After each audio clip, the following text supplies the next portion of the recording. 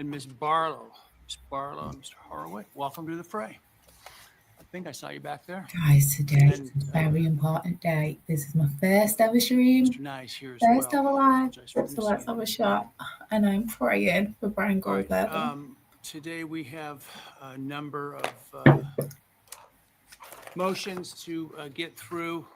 What we don't get through today, we will take up tomorrow. So we have a lot should of have motions received to by get through. email a listing of score sheet of the motions and a rough order that will take those up in, separated into groups.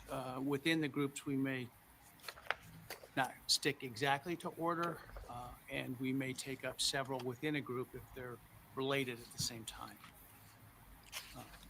And so with that, let's take up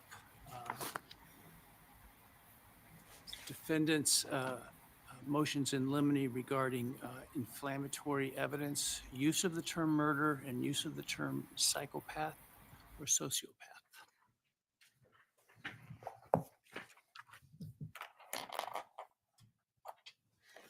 Thank you, Your Honor. I'm guessing from the court's comments, the court wants me to address all three of those. I'll do that then. Your Honor, the motions are brought to the court based on Mr. Kohberger's constitutional rights and the rules of evidence and relevant case law. With regard to the inflammatory evidence, that is requesting that the court issue an order preventing the state from trying its case with an emotional appeal or an excessive use of emotional phrasing or an excessive use of repetitive photographs. Certainly, we understand that there will be photographs that we may not like that come in, testimony that we may not like that will come in, but what we're talking about is an excessive use of emotional appeal.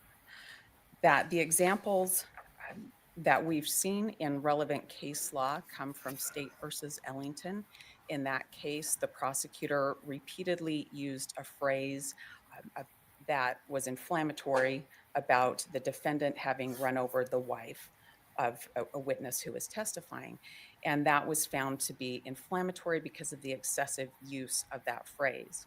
Additionally, in that case, there was an appeal to juror emotion when the state sought testimony from a witness about why he might have left his job.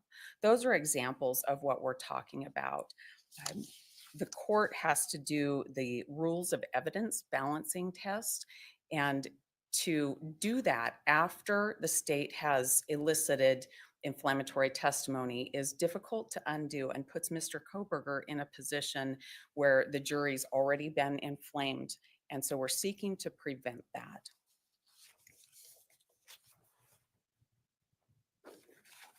Your Honor, I will move then to our motion regarding the murder term. This motion is also based in Mr. Kohberger's constitutional rights to due process and to a fair trial. This is not a motion to ask the state not to use the term murder. That's going to come out when the court reads to the jury the charging document. That's going to come out in jury instructions.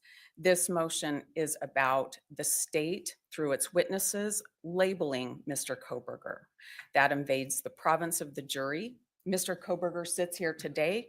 He's innocent, and it's up to the state to bring evidence and a jury to decide if that's different. The state, by using that kind of term as applied to Mr. Kohberger, gets in the way of what the jury needs to decide. Back when we were looking at a change of venue in this case, we worked with a social scientist named Dr. Amani El Aleli, and she talked a lot about how bias is made in people and how we think about things and how we remember things. And one of the things she talked about, and her report is in the court record, one of the things she talked about is the influence of people in a position of authority.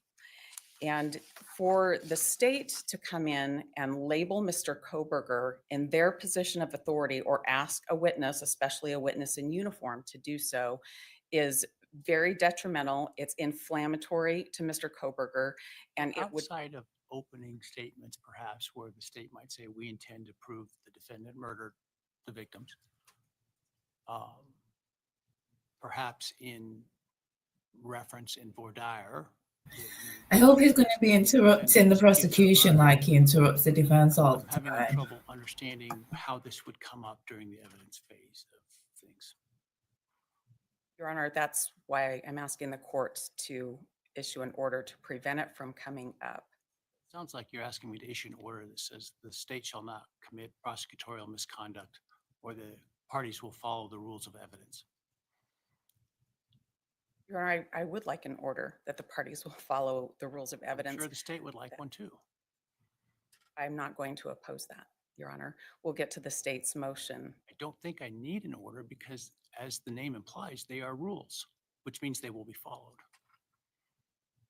Your Honor, in an abundance of caution, we bring these motions, and that's based on review of case law and based on years of experience when things happen in trial. I found and I believe that it's relevant to bring these kinds of motions before the court now and have all of the parties aware of. I think there's maybe a difference between bringing them to make sure that the issues are highlighted and the parties are vigilant versus perhaps entering sort of prescriptive orders that are so broad and vague in nature that they are essentially meaningless. Your Honor, this is my opportunity and the place that is reserved for the defense to bring these motions. I think that they're important motions, and with court's orders, it makes it more clear. Even if the court order isn't spelling out, you can't say this, you can't do that. I think there's an awareness, and I think it's relevant to have that order. I think it's important to have that order. And most of all, I think it's protective of Mr. Kohberger's constitutional rights to have that order. That's our request with regard to. Address sociopath or psychopath? Doesn't Yes, seem I'd like the to state address. was intending to go there, but you're welcome to address it. Your Honor, if the state is stipulating not to use those terms, I don't need to make a full argument on that, but I'm prepared. And you can't to do so. label him a psychopath. He's not shown those tendencies. I'll be brief. He's a criminologist. And with that, Like, we this is brought so this motion frustrating. in under Mr. Kohberger's constitutional rights to a fair trial and due process of law. This motion is really spelled out in Dr. John Eden's affidavit when he talks about the unreliability of tests that might label somebody in that particular way and the danger of having that label applied to somebody. If that's allowed to happen, then Mr. Kohberger is colored with an opinion or a way the jury will view him that is unfair. And our request is that the court not allow the state to label him in testimony as a psychopath or a sociopath, because any kind of testing is unreliable. That would relate to, or that would become problematic within the rules of evidence to do so, and the inflammatory nature of those kinds of labels would. I'm not aware of any Oh, mate, I think my cat's right about Judge Hipler. testing that has been done that has. I don't think it's looking good. I'm missing something. You are not missing anything. There has not been any testing. There has not been any labeling. This again is my opportunity to bring a preventative motion to protect Mr. Kohberger's constitutional rights. And that's the purpose of that motion. Thank you.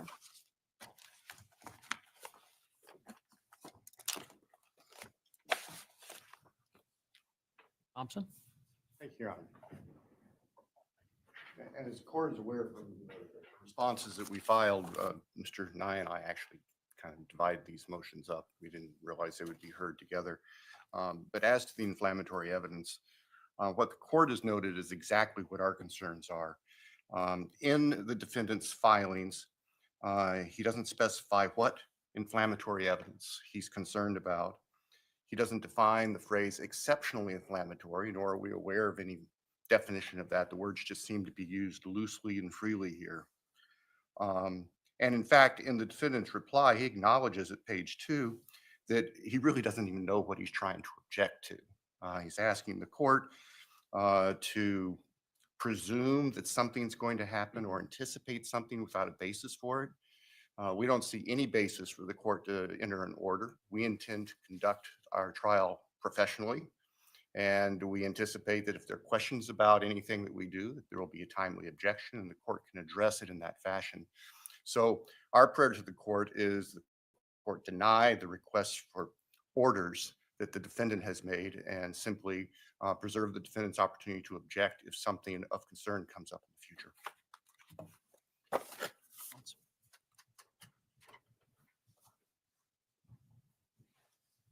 Your Honor, just briefly, the purpose of using exceptionally inflammatory is used in conjunction with our recognition that in case law, photographs that we might not like will come into evidence.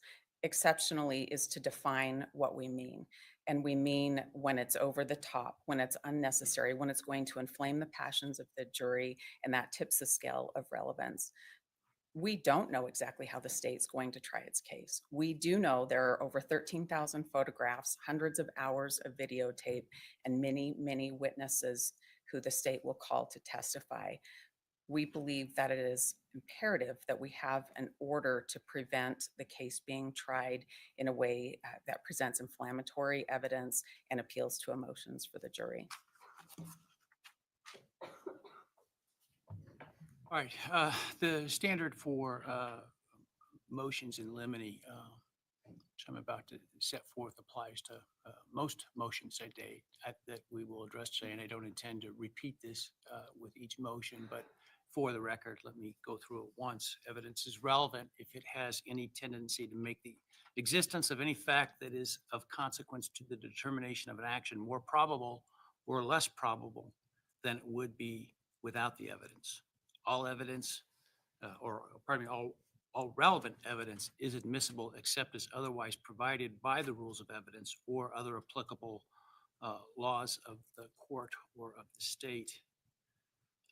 Although relevant evidence may be excluded if its probative value is substantially outweighed by the danger of unfair prejudice, confusion of the issues, misleading of the jury, or by considerations of undue delay, waste of time, or needless presentation of cumulative evidence. The question of whether evidence is relevant is a question of law to be reviewed de novo, while the decision to admit relevant evidence is reviewed for an abuse of discretion. On discretionary matters, the trial court must correctly perceive the issue as one of discretion, act within the outer boundaries of its discretion, act consistently with the legal standards applicable to the specific choices available to it, and reach its decision by the exercise of reason. So my concern with the motions is not the substance of them in the sense that I think it's appropriate to highlight those issues that everybody should be cognizant of. It's in fashioning an order that has any real meaning because of the breadth and lack of specificity of the motions. With respect to the use of terms psychopath or sociopath, I do understand that there is no evidence that the defendant specifically has been tested and found to be with that diagnosis or personality disorder, if you will. And I understand the state is not intending to, at this point, seek to attach that label. Absent evidence, competent forensic evidence, if you will, qualified expert evidence, and I haven't worked all the way through penalty phase, and I suppose that could come up in penalty phase of things, but for now, certainly for the guilt phase, innocence phase of the trial, I am ordering that the state and its witnesses not use those two terms where they're equivalents.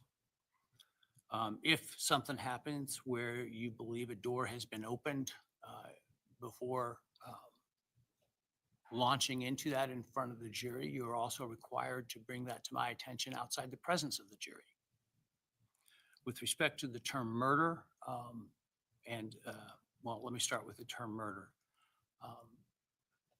So I don't, obviously, the jury is going to be charged with what the charge is or our charges are in this case, which include first-degree murder.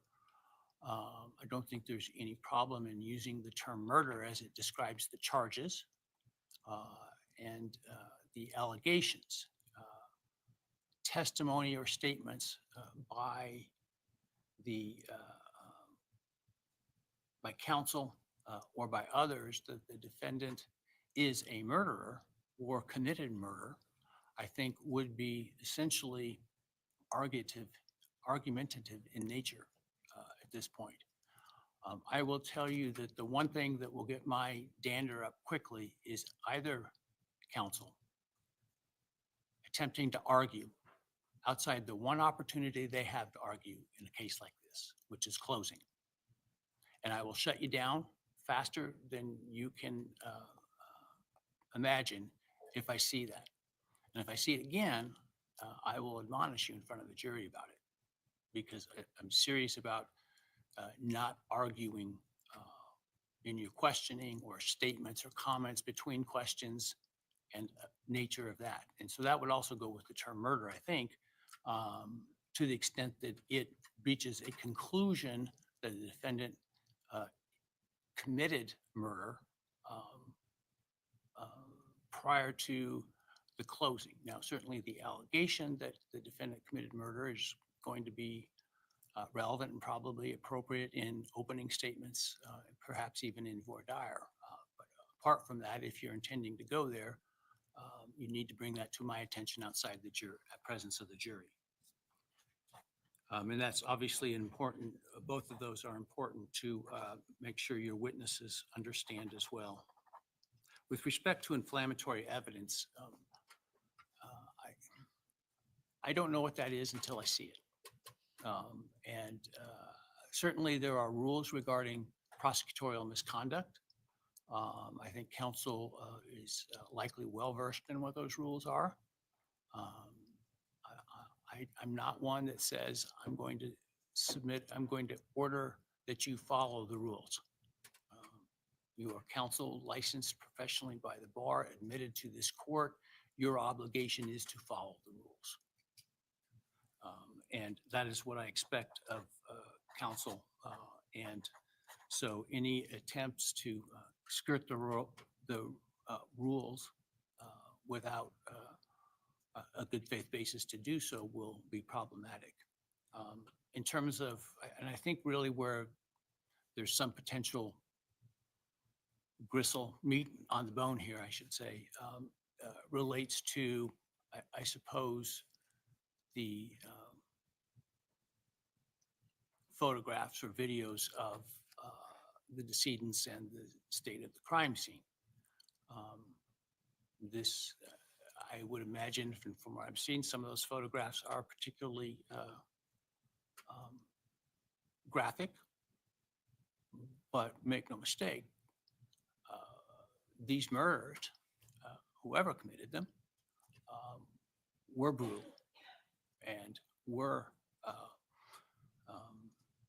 horrific. And so I suspect that the evidence will reflect that.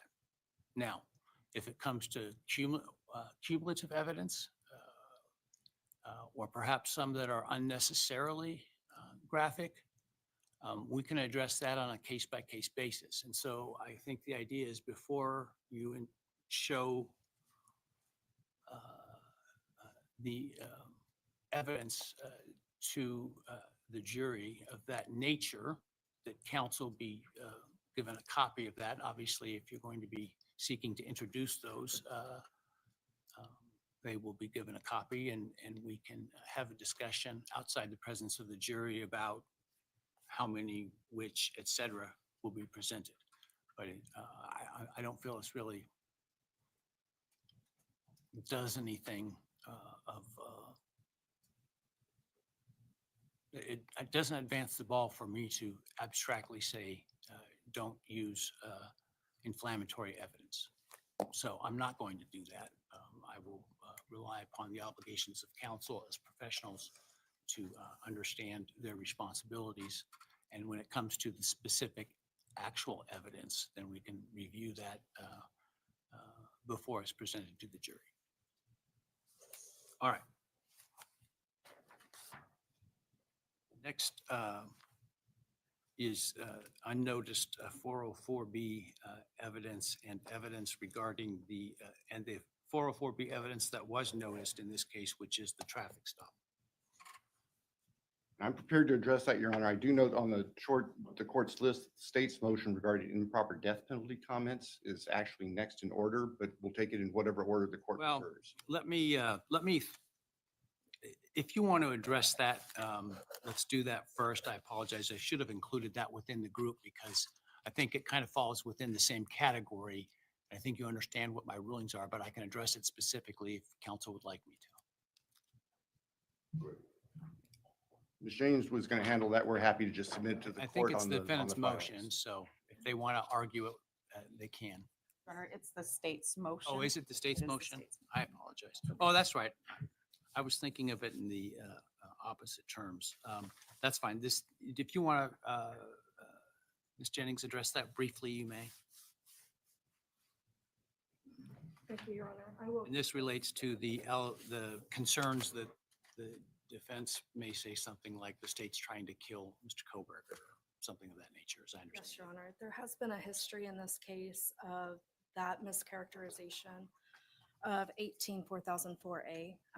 We're just hoping that that mischaracterization is not made in front of a jury.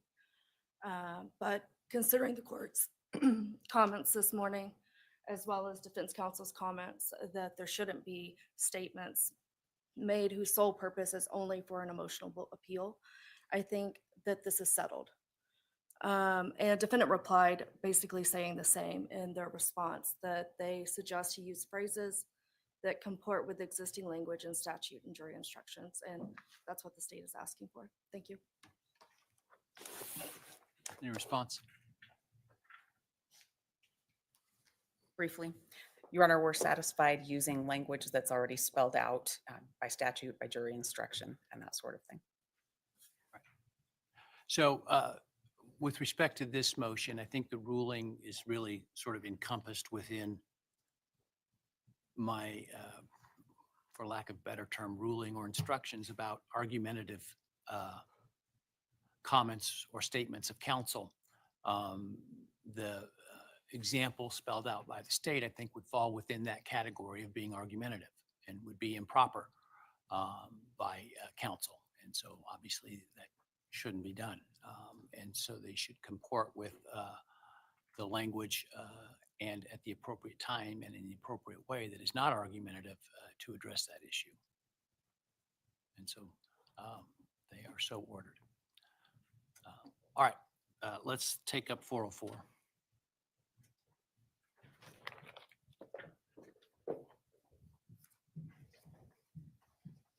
Good morning, Your Honor. That's all. Your Honor, as it relates to the unnoticed 404B evidence, I understand what's been the discussion on similar Someone that talks loud enough. verbiage and concerns earlier. However, one of the things that I think it's important to note about this is that although the state has agreed that they will comply with the rule, what we do have so far in self-authenticating records, it's our position is already two mislabels of the evidence. And the specific examples are that technically the DeSales paper, the way that the state wants to use that, would fall under 404B as other act evidence. It's a 2020. It's a bad act? It's the rule says other acts to show knowledge or plan. And so the state has expressed that they plan That's to use how you that can use paper. it. It's I'm sorry, I can't that's hear you. how that's how you can use it under 404. The way you can't use it is a prior term of sort of colloquial term is a prior bad act to show that the party acted in conformity with that they have propensity to commit bad acts. For example, as it relates to the traffic stop, I suppose the concern is, well, he committed a bad act of not wearing a seatbelt or following too closely, and therefore he's likely to commit murder. I mean, that's how the rule works. I'm confused about your statement about the prior academic paper, how that would possibly fall within 404. Well, when in the self-authenticating pleading that the state filed about the DeSales document, they indicated that that shows that he has knowledge of cleaning up a crime scene. So our position is that we don't want to make sure that there's not some sort of in run. The same example that I will give you has to do with Help me the understand your- Amazon I records. don't think that we're reading the rule the same is the concern I have. And so I want to make sure I understand your position.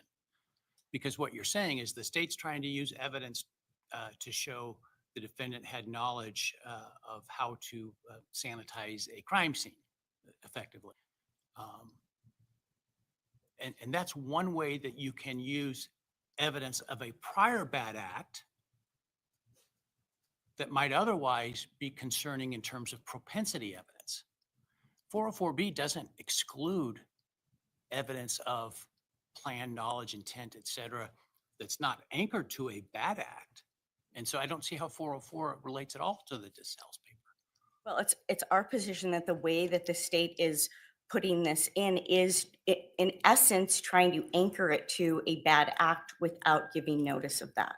Well, I just don't think your understanding of the rules comports with my understanding of the rule. All right, well, I appreciate that we have a misunderstanding of the rule. Nonetheless, that's my position. And another example of that is the Amazon records, where they're claiming that those are self-authenticating relating to purchases. And that also has not been noticed. It's not a bad act to purchase things on Amazon. But the state is using it, Judge, to show, using it as other things to show a plan or knowledge or intent. But that is not what 404 precludes. 404 precludes a bad act, a prior criminal act, a prior, the best term is bad, something that would suggest that it is in your character to commit a bad act, to commit the crime because you've committed another bad act, right? You abused your significant other on one occasion, and therefore you have a propensity to abuse a significant other on a later occasion. That's 404B. Evidence that somebody has knowledge or has a plan not anchored to a prior bad act isn't covered by 404. It's not precluded by 404. It's our position that the state is trying to do an in run on that with this evidence. And that's why we raise the issue of 404B, anything that's unnoticed, not coming in as a bad act. One of the ways that we contemplated drafting this motion was because there were simultaneous filings of motions in limine, was to come up with a list of things that we were concerned they may call prior bad acts. But because we didn't know what they would raise, we raised it in this form, which is without notice, they should not be able to argue evidence is a prior bad act or make any attempt at an in run on that rule. So I'm not understanding what you mean by an in run on that rule in this context. By saying that the argument about the Amazon purchase is that that was prior to November 13th, Correct. 2022, for the purpose of making a plan.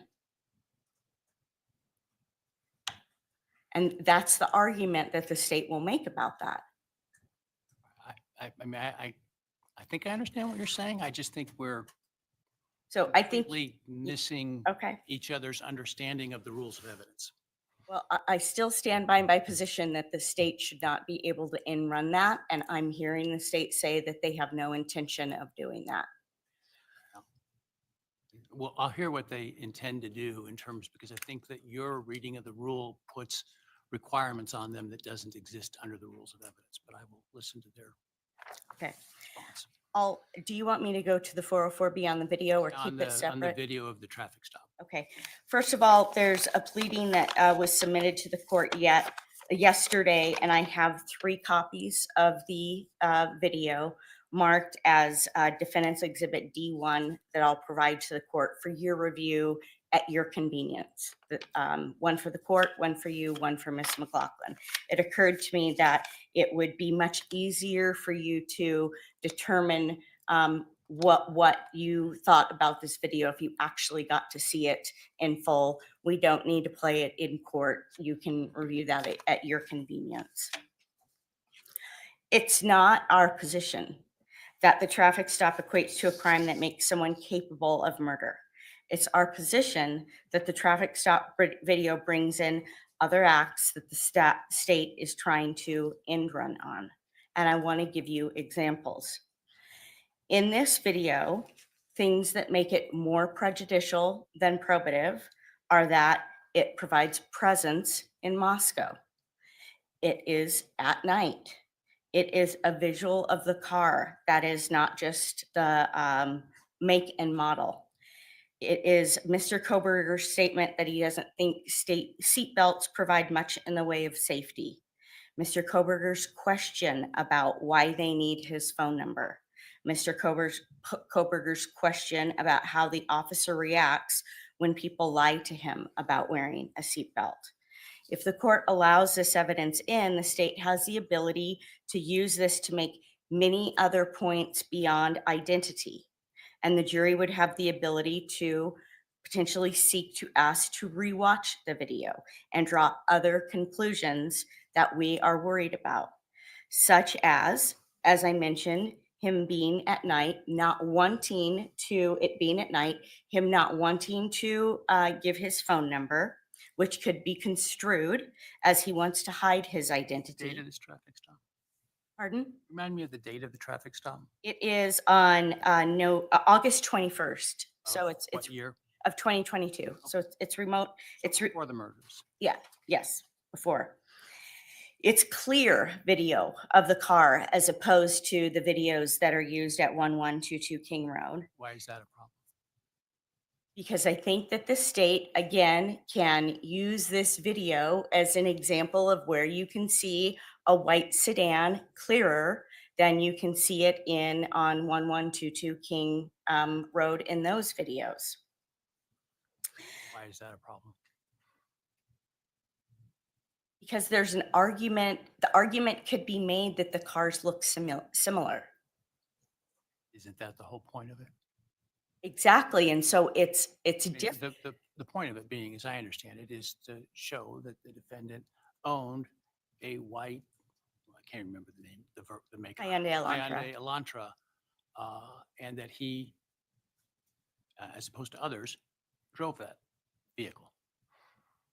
Correct, Judge. And so when this video comes in, it's much more than a witness saying, you know, I looked at registration records and registration indicated that he owned a Hyundai Elantra. When you see it on a video, and then there's going to be other videos that are put into evidence, there's a different argument to be made as opposed to someone verbally reporting a make and model.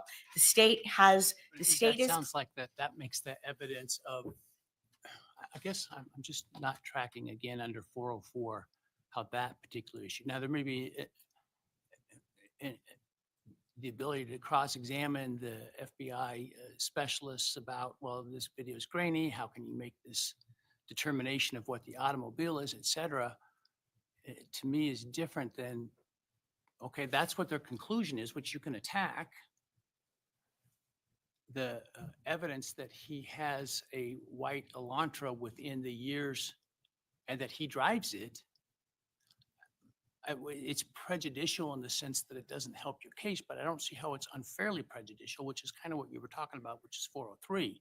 I haven't heard anything that's 404, but okay, well, they've noticed it as 404B evidence. So traffic stop. I'm arguing it in that context and what other things can be drawn from this video that make it overly prejudicial.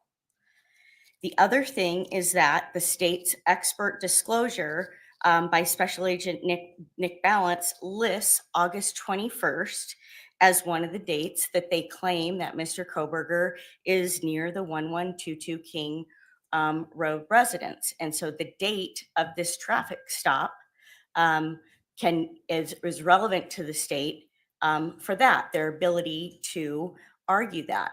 That also makes it overly prejudicial. It makes it relevant. It doesn't make it necessarily overly prejudicial.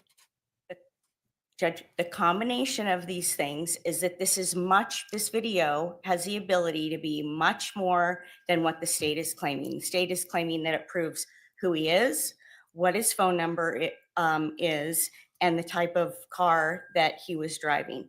It's our position that when you watch the video, there are other arguments to be made that make it more prejudicial and therefore excluded when there are a myriad of other ways that the state can prove his identity. But you don't get his to, phone and I don't number. get to tell the state how to try their case unless they're violating the rules of evidence. Of course, I don't get to tell the state how to try their case, but I do get to tell this court what our position is regarding that evidence, and when we think that evidence is overly prejudicial and can be construed to do things that the state is otherwise saying the evidence is meant to do. And that's the point of this argument. We ask that you exclude this video, which I will ask that it be that the marshal provide that to you, and that the state use a different method of proving identity. Thank you.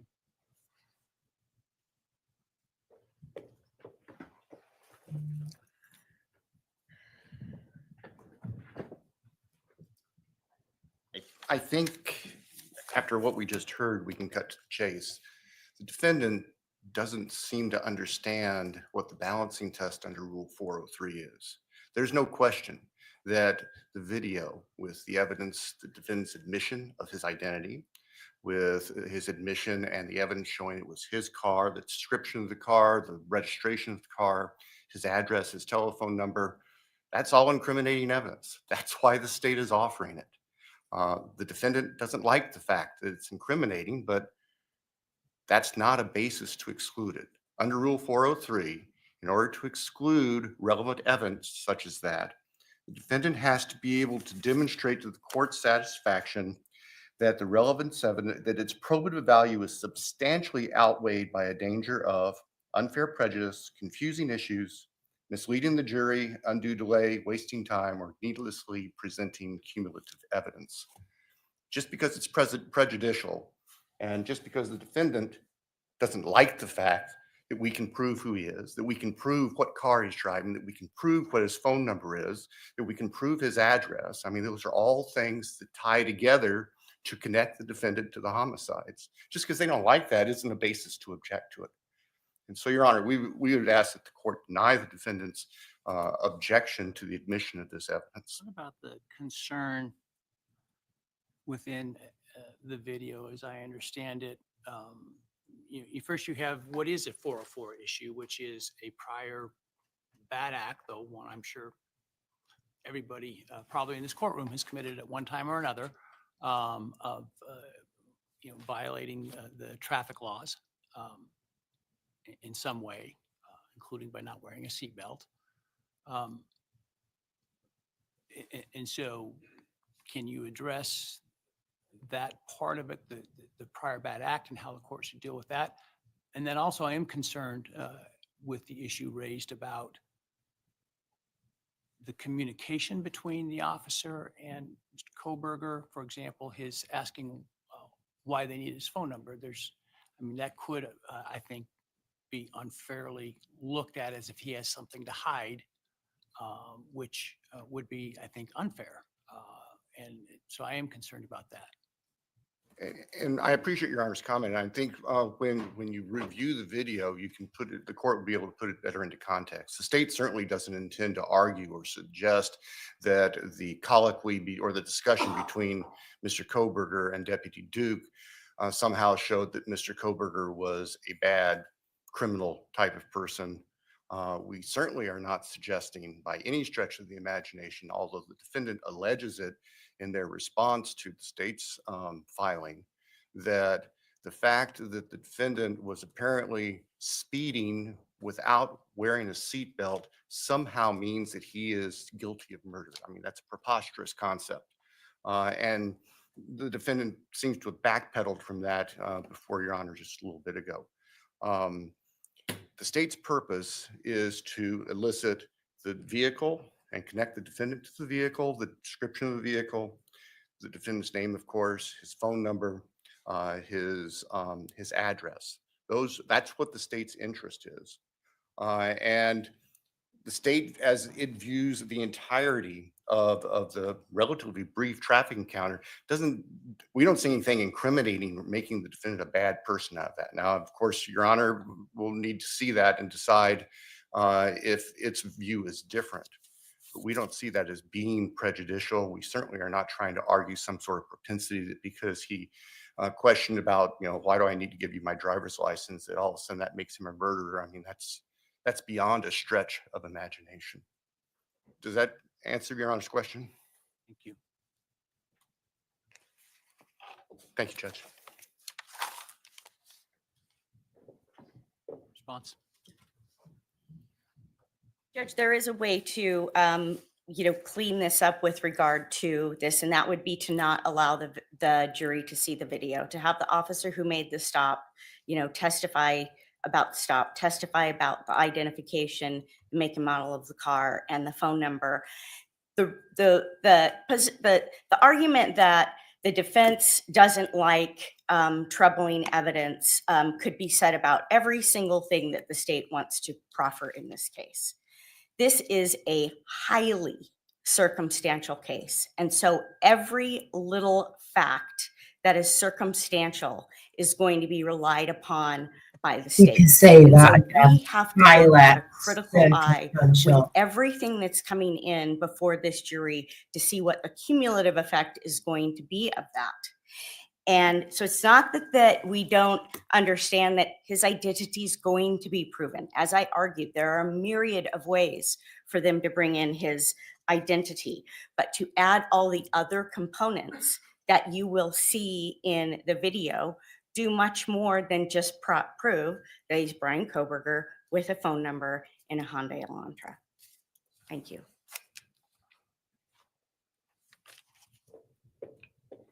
All right, with regard to this motion and the 404 issue in general, the standard for the admission of evidence that falls under 404 is that the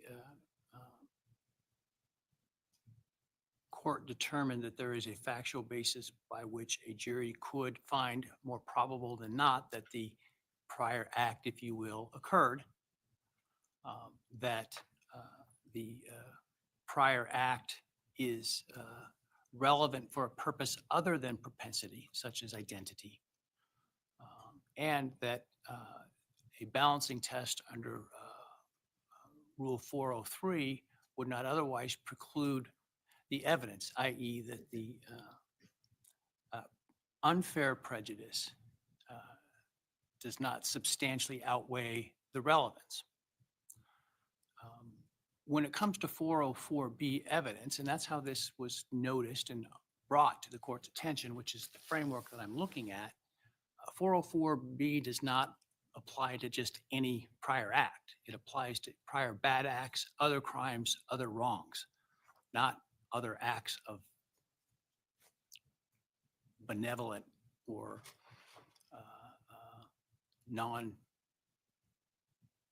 of a type that doesn't implicate propensity. And so I don't see the concerns that were outlined by the defense, for example, related to the DeSales paper and things like that, that's a 404 analysis. That's simply a 403 analysis, which is there unfair prejudice or other concerns that substantially outweigh the relevance? And there isn't the same notice requirement for that issue as there is for 404B. And so I don't see this as the example is raised as a quote unquote end around at all. Um, And so the state does have a notice obligation when it does come to prior bad acts that it may seek to introduce. At this point, they've only identified the one, which is the traffic stop. The Rule 404 requires notice in advance or during trial when the state is aware of the need for it. And so I don't think we can say that the shot clock has run out on that at this point. But certainly, as soon as the state is aware of the likelihood of the need for that, they have that obligation to seek that. And at some point, prejudice to the defendant in terms of lack of notice will upend the state's ability to use it if not properly noticed. And so as a general matter, the state is required to provide that reasonable notice set forth in 404B. With regard to the traffic stop, the concerns identified by the defense related, well, let me go through the 404B analysis. It is technically a prior bad act, which is the sort of colloquial terms used by the courts in describing 404B evidence, in that the defendant was stopped for violating traffic laws and ordinances. I think there obviously is evidence by which a jury could conclude that that conduct occurred. The next question is it relevant for a purpose other than that he has a propensity to violate the laws? I think in this case, there clearly is a other purpose besides that, which is identity, which is ownership of the automobile that is alleged to be a suspect automobile, and control over that automobile. And so I think there is a relevant purpose for it. And the next question is that relevance substantially outweighed by unfair prejudice? The fact that it is more powerful evidence than perhaps a simple description by somebody of DMV records doesn't make the evidence unfairly prejudicial. It just makes it more effective. And that is not the type of unfair prejudice that the rule contemplates. And I don't, frankly, track the defense's argument with respect to that. And so I think as a general matter, the traffic stop is relevant. It's not substantial. I think there is zero danger that the jury will conclude that because he didn't wear a seatbelt or sped, that he therefore has a propensity to commit murder. I just can't imagine any reasonable person coming to such a conclusion. And certainly the jury will be instructed that they may not use that evidence as propensity, may only use it for the relevance of things like identity, ownership, and control. There are concerns that were raised, however, and so while as a concept, I think the video is appropriate under 404 or notwithstanding 404B and 403. I do want the video potentially, I'll look at it and it may change my mind, but just from the description, I am concerned about some of the interactions with the officer that was mentioned that, that Mr. Kohberger questioned why the police needed his phone number. That the officer said something about how he views people that don't wear seatbelts. I don't think any of that is relevant. And it does potentially create some unfair, some danger of unfair or unnecessary prejudice. So I think it needs to be redacted to exclude those kinds of things and have the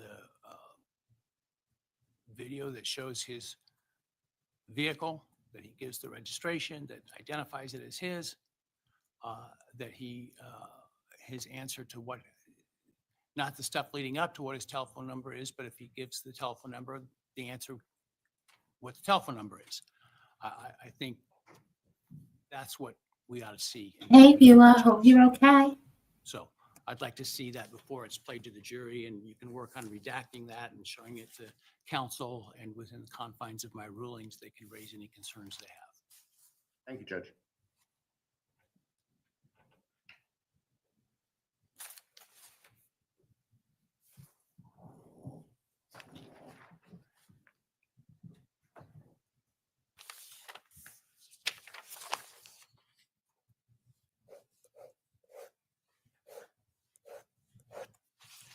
All right, let's talk about who is going to be in the courtroom amongst the victims and the defendant's family in general, in terms of a reserve seat. I'm not as concerned about the reserve seat part. We can address that at the pretrial conference down the road. I'm more concerned about the ability to be in the courtroom, notwithstanding an exclusion order of the court of witnesses. So let's address that issue.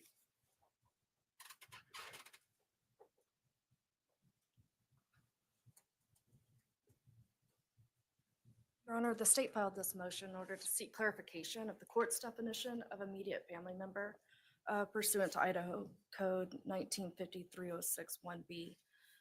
As you know, that specific code section doesn't give us a definition of immediate family member.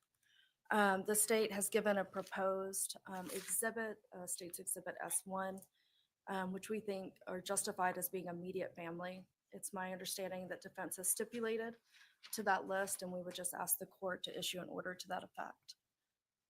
This takes care of the issue that the state raised. I don't know if you have any further questions.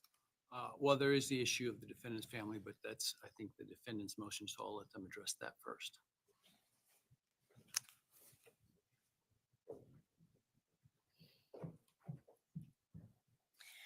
The state submits that by simply placing our client's family on its witness list, that is enough to warrant exclusion, and further that they may call family members. I want to note that they have not subpoenaed them, the state's attorneys have not interviewed them, and they know that Mr. Kohberger's family does not have any interest in helping them. They also know from watching all of Mr. Kohberger's video visits how much his family loves him and supports him, and that he is absolutely dependent on them, having been in isolation for almost 2.5 years. And by the time we get to trial, it will be almost 3 years. His parents attend every court hearing, and the only reason that they are not here in person is that they do not have the money to fly back and forth from the East Coast. If they had the financial resources, they would be here in person every single court date. Sequestration of I witnesses think we under need to go IRA through that for Brian 615 is Kohberger's parents discretionary. because the The consultants language have in the one, statute is that they and that's may Jared be Tom correct. excluded by the court. This means that there's court discretion in that decision, and there's a reason for that. The reason is that the court must balance Mr. Kohberger's constitutional right to a public trial with other needs of the case. In the United States Supreme Court in Ray Oliver in 1948, the court stated, without exception, all courts have held that an accused is at very least entitled to have his friends, relatives, and counsel present, no matter what offense he may be charged. The Tennessee Supreme Court recognized the same precedent in State v. Sams in 1990. In that case, the prosecutor subpoenaed all of the defendant's family to keep them out of the courtroom. In reversing the case over this issue, the court held, the assistant district attorney's blatant abuse of the trial court subpoena power for the exclusive purpose of removing the relatives from the courtroom constituted egregious prosecutorial misconduct. The state action violated the constitutional right to public trial, as well as the constitutional right of the relatives to attend the trial. In a more recent case in Iowa in 2022, State versus Bremer, a conviction was overturned when the accused family was excluded from trial due to COVID-19. The court pointed out even the defendant's mother was excluded. The purpose of the witness sequestration is to prevent a witness from tailoring his or her testimony. In this case, all of Mr. Kohberger's immediate family were interrogated in the middle of the night when he was arrested. All of their interviews are videotaped. There's no tailoring of testimony to be done. Add to that the evidence that the defense has disclosed to the state in discovery and expert opinions, which the court has had the ability to review. Those provide an even more narrowing, so it would be even rational probably for the state to actually call. at best, there's one potential family member that they may see a reason to call. The state knows that Bryan's family has no desire to be used as witnesses against him. From the minute this trial begins, the jury is going to study Mr. Kohberger, and they are going to figure out who is in this courtroom sitting behind him to support him. Weeks into the trial, the jury is going to know who's in the gallery. That's why there is a constitutional right to a public trial, so that what happens here is not done in a star chamber. And for our client, the jury will know that he has people there to support him. Mr. Kohberger needs his family to support him. As the court knows, we have several motions that we will be addressing regarding his autism spectrum disorder. He needs to have his family here to support him, and they need to be in the courtroom supporting him. These needs are constitutionally protected rights. We ask that you enter an order making it clear that the state does not get to put his family members merely on a witness list and keep them out of the courtroom. If they want somebody in court, there needs to be an out-of-state subpoena issued. They need to provide witness travel funds to be here and make their intentions very clear. And then this court, we ask, exercise its discretion and allow whoever of those family members the state may actually subpoena to be in the courtroom, because there's no need to worry about how they may tailor their evidence, because it's their testimony, because it's all video recorded. And the court could also order the state to make it those witnesses, if they do intend to call them, immediately call as witnesses early on in the case, so that if there is for any reason going to be exclusion, that exclusion would be there for a very short period of time. But we do ask the court to consider how important in opening statements, when that jury walks in and they're making that immediate first impression assessment, how important it will be for Mr. Kohberger to have his family sitting behind him. We've also asked in our motion that the court address decorum, since the court's going to be issuing an order. As we pointed out, there's been some history in this case with clothing being brought into the courthouse that's pro-death penalty and pro-firing squad. There's no place for that in this courthouse at all during these proceedings. There's no place for that in this courtroom, and we'd ask that the court issue an order that spelling out very clearly that that will not be allowed. Thank you.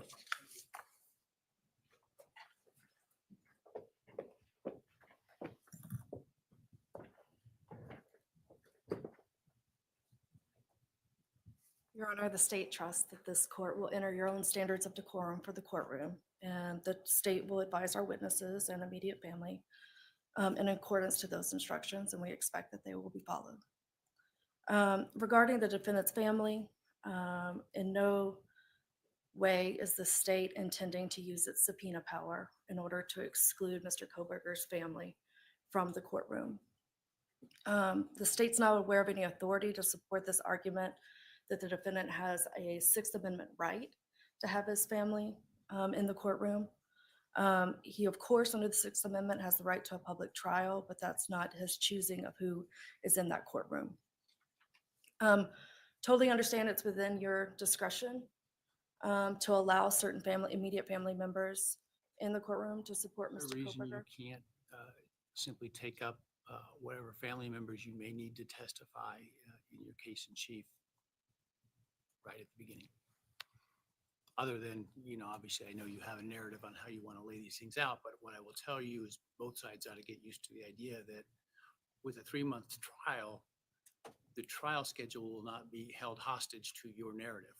In other words, we'll be taking things out of order, stopping witnesses to put another one on to make sure we get them through them, and picking them up again. And so is there a reason you couldn't call whatever family members you need right away? Well, I will say, we have no intention of calling all the family members. We have the intention of calling a few of the family members who serve certain purposes. I can't think of a reason that we couldn't. Obviously, it's not ideal. It's completely out of context. It's out of order. This is like a gumbo. You are going to put all the pieces that go into the pot. And at the end of the day, the jury's going to decide whether it's a good soup or not from the state's perspective. And so I think we get too obsessively stuck on the idea of exactly the order these things need to come in, right? And so I'm not sure why you couldn't call the family members you need up front, and then we take away this concern. I can certainly understand from the defense perspective the need and desire to have the defendants support family here in the courtroom. I do too. And I guess my preference would be for that, even though it would be out of context and interfere with the state's preference of how to present its case. And I think I do take issue with the defendant being able to direct how the state presents its case to a jury. However, if our options are the immediate family members staying in the courtroom and hearing all the testimony of other witnesses versus calling them out of order, it would be our preference to call them out of order. Thank you.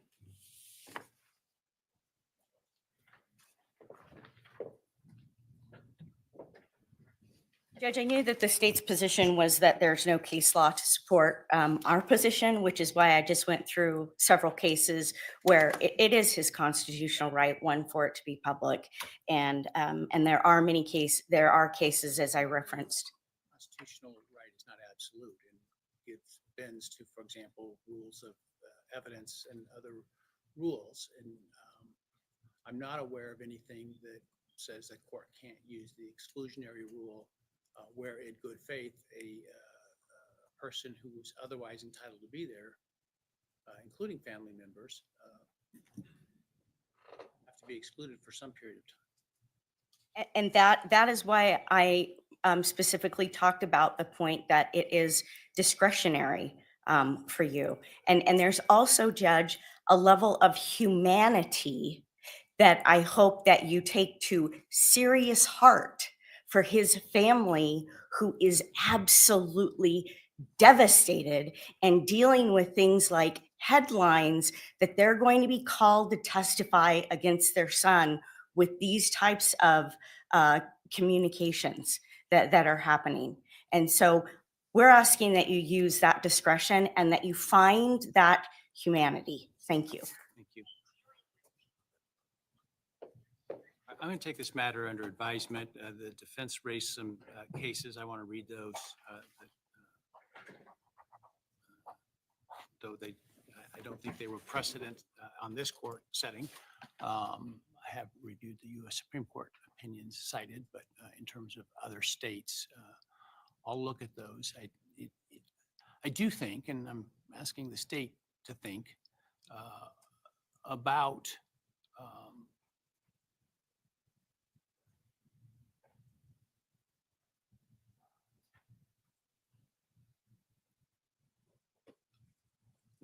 to use counsel's word, the humanity. I think that, I can only imagine the family of Mr. Kohberger is devastated by these things. That's nothing that they did.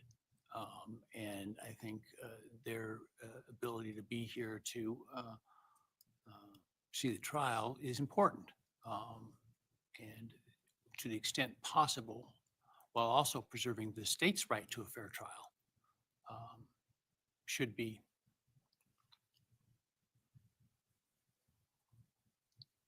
something that we seek to do. And I think calling them out of order is one way. Now, I know that there is, I don't know why the state would want to call them. I haven't, reviewed their interviews. I don't know anything. I do know there's been an issue raised by the defense relative to purchases on a alleged family account that could be an issue. And so I do see some issues where family members may be important. And so I think there may be some need for exclusion, but I think best way to handle that is to get them on and off as quickly as possible at the beginning to deal with that. I'm reserving ruling on that. I want to look at it, and I will issue a written order on that in due course.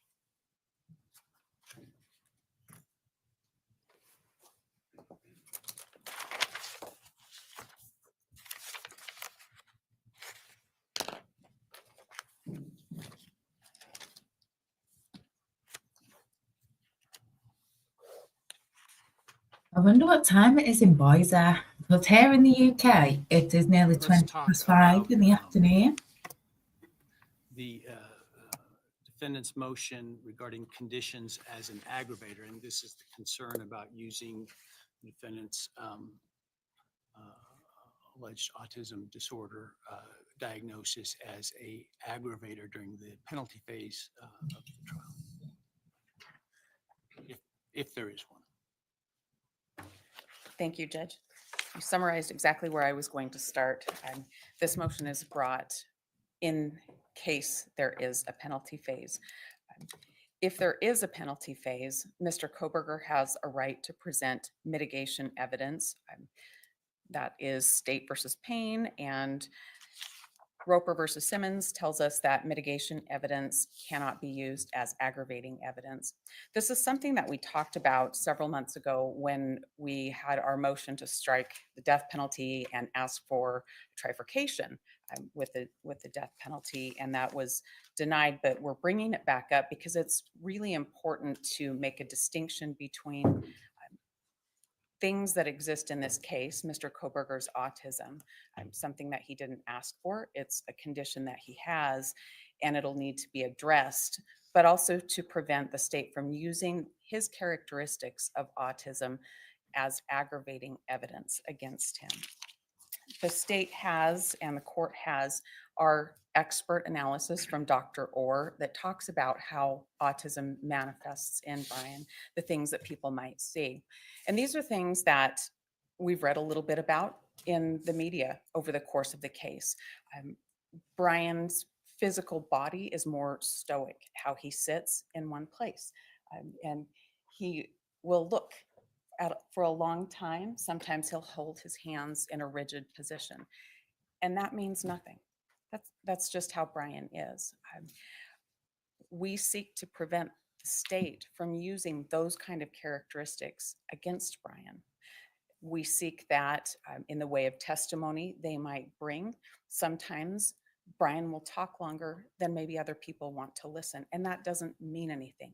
Well, I assume he's not going to be talking in court unless he's testifying. So That's exactly right, Your Honor, but that doesn't stop the state from bringing a witness and using that as aggravating evidence against Mr. Kohberger, and that's what we don't want.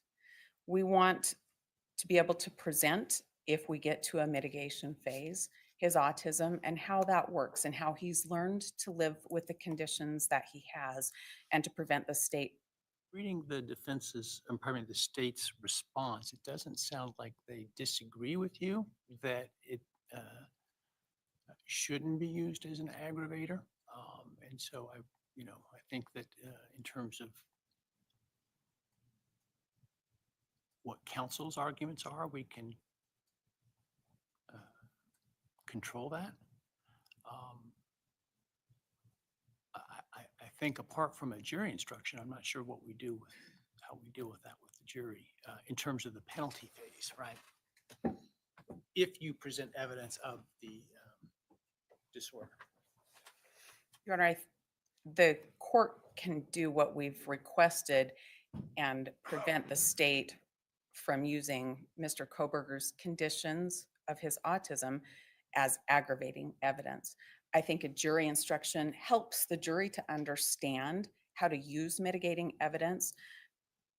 Our purpose here is to ask the court to take the step of an order. I don't think the state opposes it. What would that order say? That order would say that the state would be prohibited from using as aggravating evidence Mr. Kohberger's autism characteristics. How would they use it as aggravating apart from arguing to the jury that, well, you know, because he has this condition, it means that he is, I'm just making this up, obviously, is inclined to not follow the norms of society and presents a greater danger or something like that.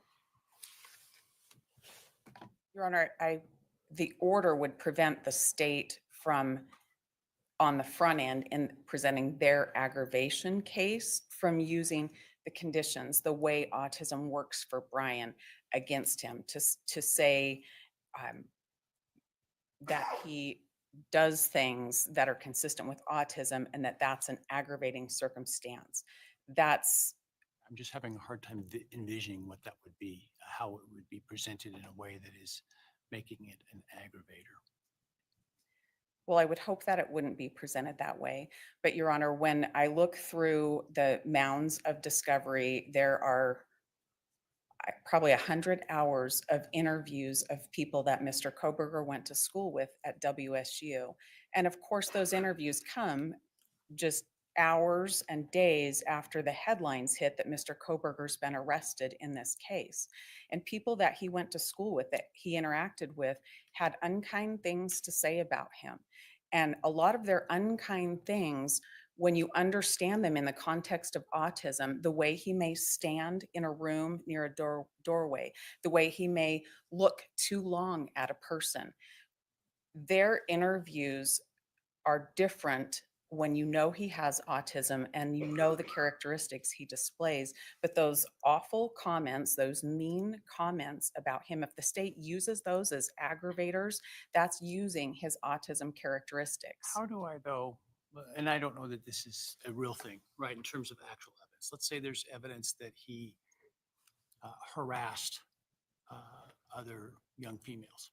Okay, and I'm aware of no evidence in that regard. I just want to make that clear. I'm just using this as an example. And let's further assume that that in and of itself is somehow relevant to in a mitigation aggravation penalty phase. Your position is that's due to his his spectrum disorder, whereas the state's view may, no, that's not. That's his view of women and goes to motive, etc. And goes to his aggravation of the crime in some way, not because of Asperger's, but because of his views, his dislike, and how he responds. That's exactly the problem, Your Honor. If the state, and Do you want I me to, wanna you want be me to weigh in and clear. say what the factual findings are, that it's this and not that? And I'm not sure I can do that as short from a jury instruction that, you know, you cannot use mental health conditions as an aggravating factor. That's an appropriate jury instruction. And if we get to that phase, my guess is that we'll have one of those jury instructions. But if it's an appropriate jury instruction, how is the jury to understand and properly respond to that instruction if the state has been allowed to run over the top of that during the presentation of their aggravation case? It's that I want to limit. Once we present There mitigation, may be a dispute about the reasons for his conduct, a factual dispute. And that then ultimately is for a jury to determine, not for me. Your Honor, I believe the court is envisioning a problem that does not I exist. hope so. I think that the court will not find that that comes up. I think the court can issue an order to the state that would be not to use his conditions of his autism as an aggravator, his diagnosis of autism as an aggravator.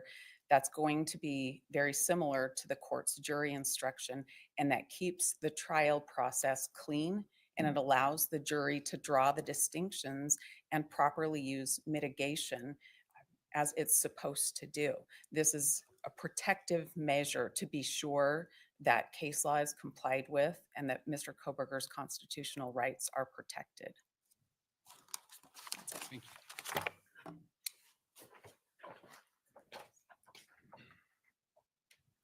Morning, Your Honor. So the court is correct that I don't think there's a whole lot of room between the state and the defense in terms of what the law says here. But there are maybe some practical problems in what the defense is asking for from this order. And the court has already nailed this, if the court is to issue an order that says the state can't rely on his autism as an aggravating factor, then anything we try and present, they're going to argue, well, that's a symptom of his autism, and therefore the court's order says you can't use that. I don't think that's an appropriate approach. What I can tell the court is the state has no plans whatsoever to use the autism during the penalty phase as any kind of aggravation whatsoever. There is no plan to put on students from the university to talk about their personal views of this individual. To be quite frank, if we get to a penalty phase, we have a lot better aggravating evidence than the fact that he has level 1 autism. And frankly, it's just not a persuasive argument to ask a jury to impose the penalty of death because someone has autism. So from the state's perspective, this falls largely into one of the categories the court mentioned earlier in a different motion, that it's just really not necessary here. We understand the law. We understand that we're not to use his mental condition as an aggravator. We do, however, reserve the right to present argument as to, if the defense chooses to present it as a mitigating factor, how much weight should the jury give it? And I think we have quite a bit of flexibility there to put on our own evidence as to what exactly this autism means. And so that if the defense tries to say this is the reason that you should not sentence him to death, then we should be able to argue this does not make up for the proper aggravation evidence that we've put forward. I think not only is that the state's right, it's what the statute requires. It's what the Idaho Supreme Court has been very clear that a juror in this situation has to be able to do. It's their duty. That was the Dunlap case. It's their duty to weigh the evidence, including any mental health or mental illness evidence, and make that ultimate determination. And so the state does not believe that this order is necessary or appropriate, but also has no plans of using this as aggravation. Thank you, Your Honor.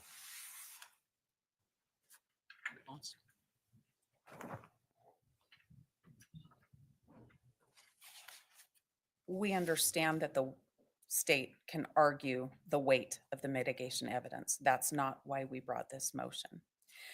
As far as what the conditions of autism are and the way it works in Bryan, the state has received through our expert disclosures reports that describe that. So there's some guidelines for the state there to understand what we are talking about with Bryan's autism. The state will present its aggravation evidence first. The protective order that we're seeking from the court, the order to say you can't use his autism and the conditions thereof in your aggravation case, is easy, it's protective, and if we get to a penalty phase, it is imperative that we protect the rest of the trial. Certainly, if the state thinks it needs to present something in aggravation and there's a question, they could ask the court to revisit the order. This is just a very good, clean way to protect Mr. Kohberger's constitutional rights, and we ask that you enter an order.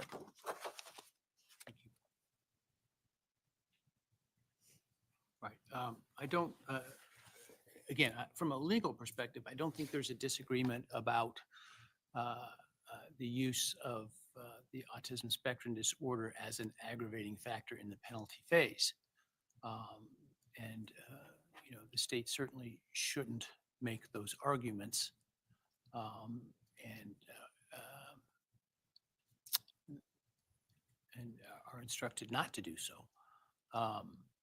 But how that comes up factually, the fact that your expert says that this is one of the symptoms of this, that the state can't put on some evidence that they may disagree about, I'm not in a position to make that sort of blind statement or blind ruling. I think we need to get closer to trial and see specifically what we're dealing with.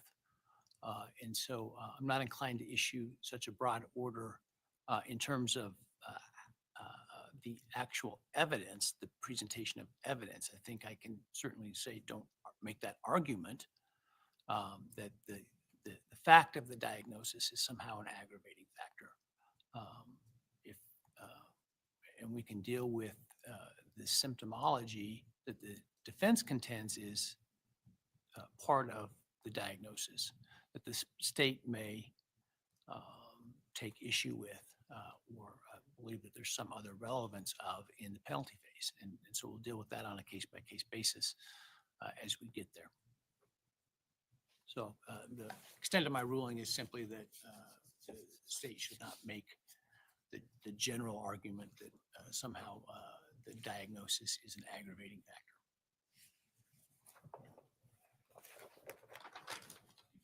All right.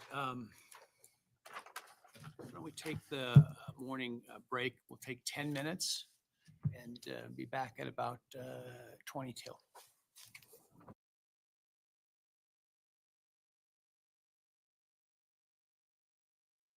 Well, we're on break. Hey guys, thank you for joining me. What do you think of the hearing so far? Honestly, I come into this hearing having a lot of hope, but my cat was like, no, Judge Ickler ain't feeling it. So honestly, I don't know how things are going to go, but I think we won that last one on the aggravating factors on his mental health and autism. So we'll see what happens next. And I'm just going to start by saying as well that I am not a guilty. I am a critical thinker. And honestly, I think there is not enough evidence to send this guy to death penalty and put him away for the rest of his life. And I'm just hoping that he can have a fair trial at this rate. So I'm praying.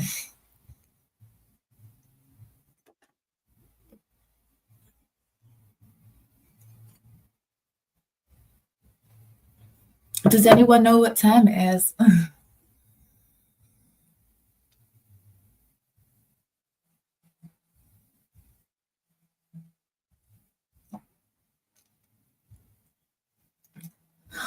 Honestly, it is so funny the amount of people that go off me live as soon as I mention that I'm not guilty, as soon as I mention that I want somebody to have a fair trial, because honestly, it doesn't just affect Bryan Kohberger.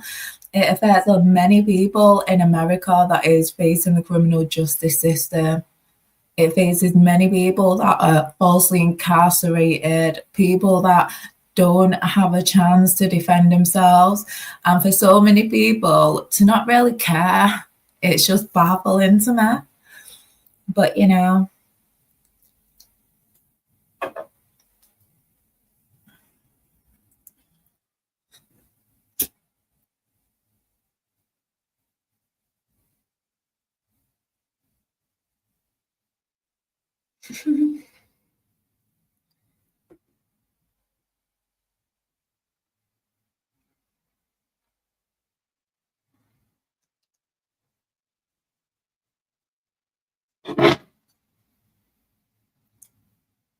got 10 minutes break.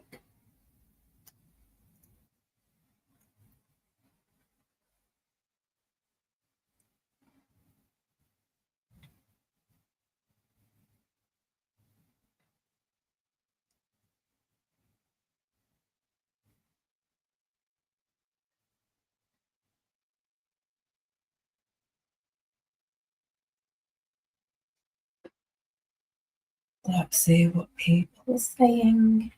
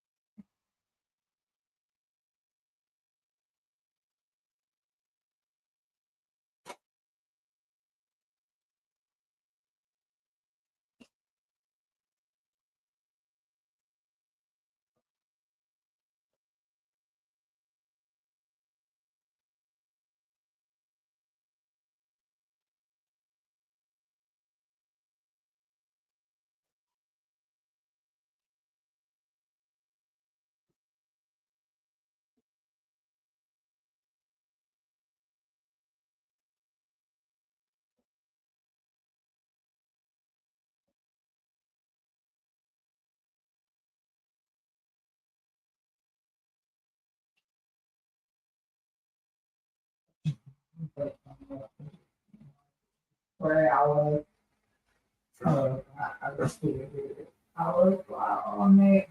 Ada dia yang sini siapa kohberger siapa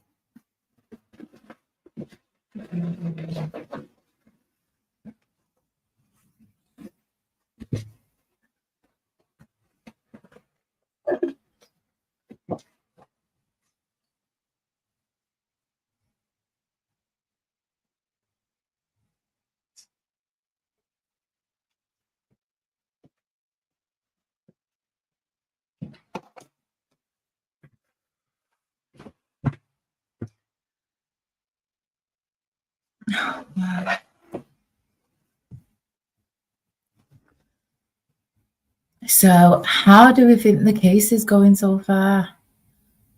Personally, wait, what do we think about Brian Kohberger's parents being let into the room? Because I think they should be allowed into the courtroom, like the conservators are allowed in the courtroom. And I also think that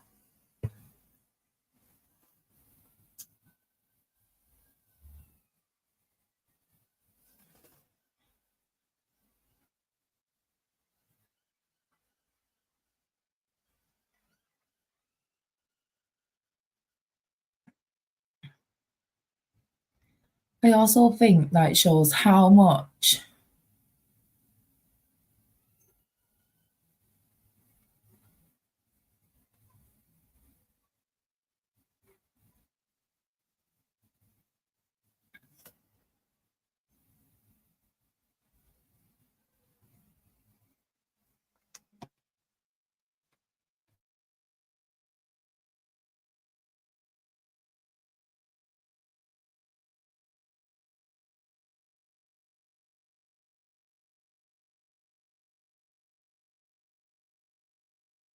I think the fact that Brian Kohberger's parents don't have a GoFundMe to try and come to the trial, I think it shows how much of like good people they are, because the conservators are out here getting GoFundMes to attend the trials and they're not doing much but jury tampering. So I think if they're allowed in the courtroom, I think Brian Kohberger's parents should be allowed in the courtroom.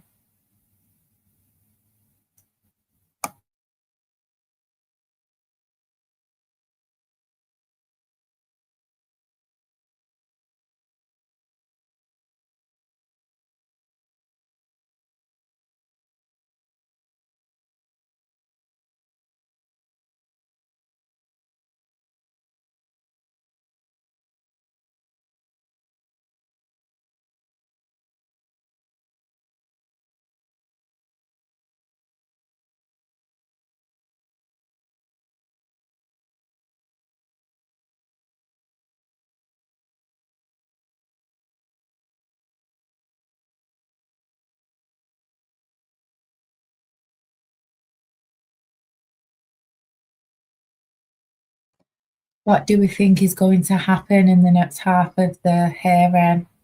I'm hoping the hearing doesn't last longer for another hour because I have to go to work soon. So I can only stream for about another hour, but I'm hoping that they'll be back soon.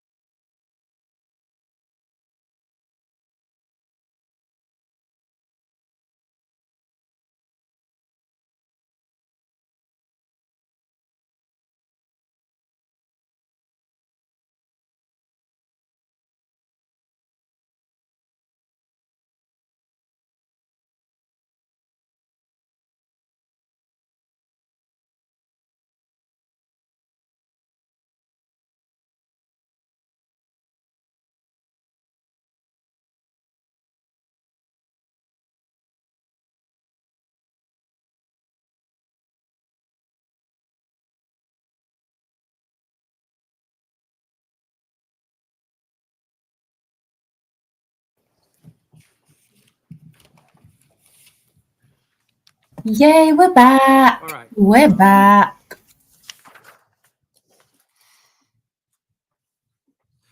Let's talk about what I hope we have come to an agreement is not an issue, which is the IGG stuff. If I may start, and they're battling. Yeah, I these- think there are three motions. One is the improper expert testimony of Middleman, who's related to the IGG. The defense, and that's the defense motion regarding IGG evidence generally, and then the state's motion regarding IGG. Yes, good morning. You're right, Your Honor, that we have essentially, I think, an agreement with the state as to their position and our position being equivalent at this point for different reasons. And I believe that the state is willing to proceed without Dr. Middleman, therefore making that motion moot, and that they will proceed with using the generic term or the generic evidence of a tip leading to the identification of Mr. Kohberger. The only issue that we have is how that tip will be presented to the jury. The one thing that the defense is concerned about is how exactly the testimony and the witness who will be testifying to the tip. And we want to make sure that nothing that is said by that witness implicates another source. And by source, I mean someone like a witness who called with a name or some other way of identifying Mr. Kohberger by name as the possible suspect. The state, in their response to us, said, well, we have lots of other evidence, and they have lots of other evidence they intend to produce. But the only thing that identified Mr. Kohberger, that set them on a train or a trail to charging him, was the genetic genealogy. So we just asked. Well, I don't know if that's a fair statement. I think the thing that led to them investigating him was the investigative genealogy. I don't think that's what led to, the only thing that led to charging him. I apologize. You're true, right? It was what they led them to investigate him and ultimately charge him. But I think that the court could issue an order or at least require the state to make a proffer exactly how they're going to do this. The reason I'm here is because I've done a lot of cases with DNA evidence. And the last thing I want is a repeat from a case I tried many years ago, which was a cold hit, where the state simply introduced a quote tip through testimony of a police officer. And the first question the jury asked was, what was that tip?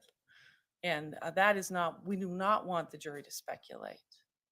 And it's not our job to tell them how to do that, but I think the court has to be vigilant. Well, I certainly could anticipate that being an issue in terms of the jury's curiosity, right? Depending upon how compelling or not compelling the other evidence may be viewed by them. And so it may be that you want to come up with some instruction to the jury that basically says, you know, we're not going to tell you what that tip is, and you don't need to consider it, or something like that. Is that an invitation? It's an invitation for you, two sides, to work together to try to solve this conundrum in a way that you both can live with. Okay, well, I accept that invitation, and I assume the state also will be willing to do that. I don't know if anybody has any comments. I mean, we see this sometimes, not in the context of DNA, but we will have, as an example, a probation officer who does a home visit and searches somebody's property without a warrant or other right, because they have that ability on probation, because the defendant will have waived their Fifth Amendment rights as a condition of probation. And sometimes then we want, we'll have to have the probation officer testify in a way that doesn't necessarily tip the jury off that the defendant was on probation, which would be a 404B issue. And I have seen, without some explanation to the jury, when we use those sort of generics or whatever regarded the search, that can cause curiosity with the jury, and they can get sidetracked. And so we will frequently use an instruction to the effect of, you know, law enforcement's search of the backpack has been found to be lawful, and you should not consider or concern yourself with that, Okay. right? And so it's basically telling the jury, don't speculate about this point or how we got to this point. It's not important, and you're not to do it. And I think that generally causes them to back off that. And so that's what I'm suggesting that you Okay. try to work through. Okay, will do. Thank you. That's all I have to I say. didn't mean to cut you off. If you have No, anything no, else- that's all I have to say. That was the only concern that was left for us. All right, thank you. And Judge, I think that fairly states where we are. I was curious what the defense meant in their reply where they said that the testimony about the tip should not falsely suggest other evidence, and I still have no idea what that means. But we are happy to engage in discussion about a jury instruction like the court outlined. I will comment that it seems like it took a long time to come full circle because we're right back where the state started a long time ago with a lot of court effort invested in dealing with hearings in the interim. I appreciate the court's diligence with that. And I think also for the record, there were some pretty serious allegations, ethical allegations made by the defendant in its motion in limine number 11. Those were factually rebutted very clearly in the state's response. And I just want the record to reflect that the state maintains we did nothing ethically wrong with this, but we're satisfied with where we are right now. Well, you know, sometimes we litigate issues for purposes other than evidence at trial, right? We do it in terms of constitutionality of searches and other things, and that's all okay. And I certainly have not made any finding that the state has done anything inappropriate, and so nor have I seen anything to suggest to me that that is the case as of this moment right now, at least, as it relates to that. To me, this is a practical problem, regardless of the reasons you are in agreement. The important part is that you are in agreement. I suspect what the defense is suggesting, I think, trying to read the tea leaves, is they don't want an implication that there was some other evidence related to a tip or specific to Mr. Kohberger that put him on the radar, right? And so I think that's just where you need to come. I don't think for those purposes, we're suggesting that the state can't present its evidence about the car, suspected car, about the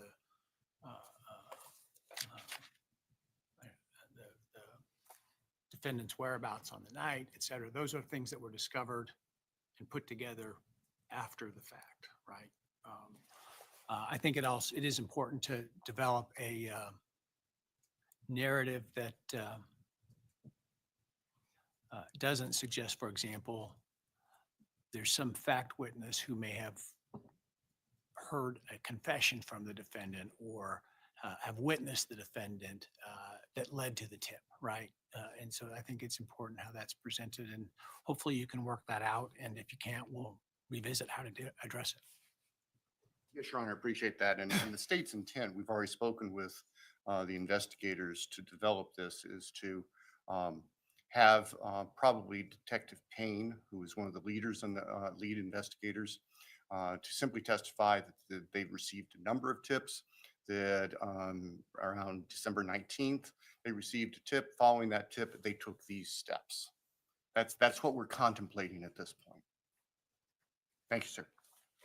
And so we have a pretrial in next month. And so hopefully you can come to an agreement on how this is going to be handled specifically by that time. Yes, sir. Thank you. Anything to respond to, Ms. Barlow? No, nothing on that. All right, thank you.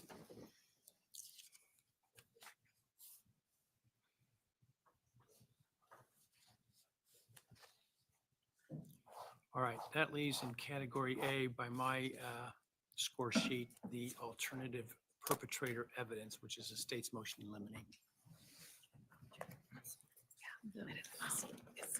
It's the state's motion. Do you want to sit here? Oh, I didn't see that one. Why do you stick that one in there?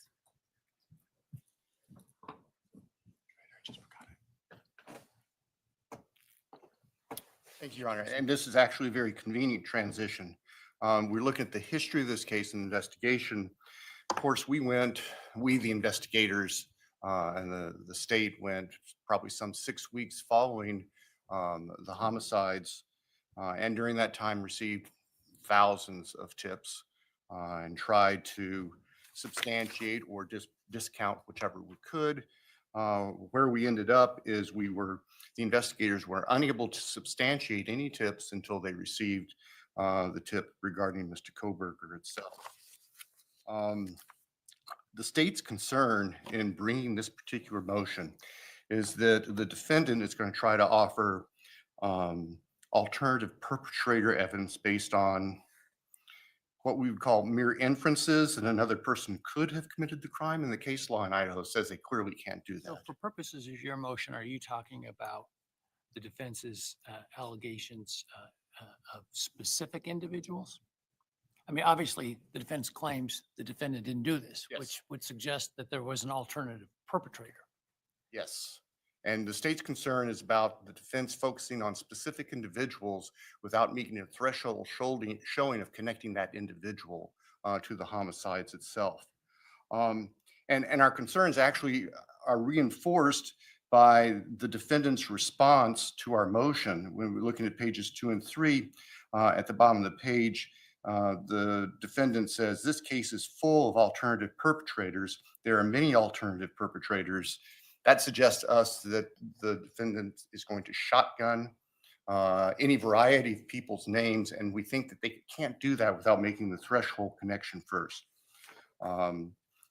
Based on the case law, based on rules of evidence 401, 402, and 403, State versus Meister is the most applicable case. We're seeking an order prohibiting the defendant from offering specific alternative perpetrator evidence without first having an offer of proof to the court that specifically connects this third party, this alternative perpetrator, to the crimes themselves.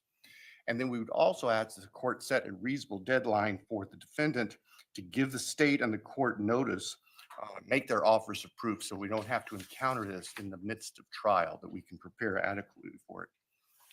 So that's the nature of the state's motion, Your Honor. Thank you. That's all. Your Honor, we do, as the state indicated, plan on providing offers of proof regarding alternate perpetrators. There's nothing about our approach that would be a shotgun approach, throw a bunch of spaghetti at the wall and see what falls. We understand that it requires the conditions of Meister and that we need to provide that information to you. We are still in the process of doing investigation, as you know, with the amount of evidence in this case, and there's been a lot of briefing. There's going to be a motion argued about that.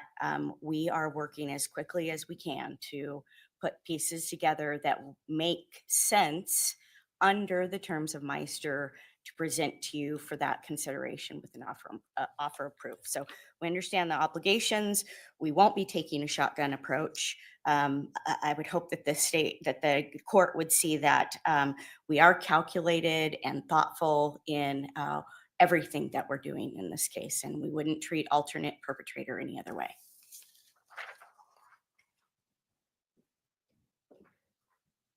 I don't believe the state has anything further on that point. All right.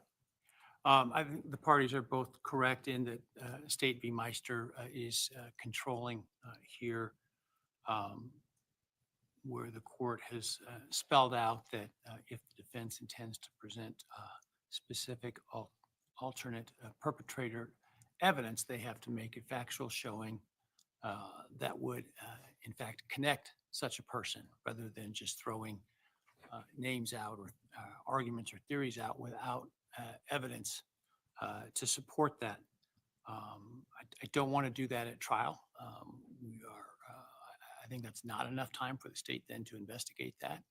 And I don't think there's enough time for the court to respond to that. And I think we'll waste a lot of time where we are not having trial as a result. And so what I would like to do is to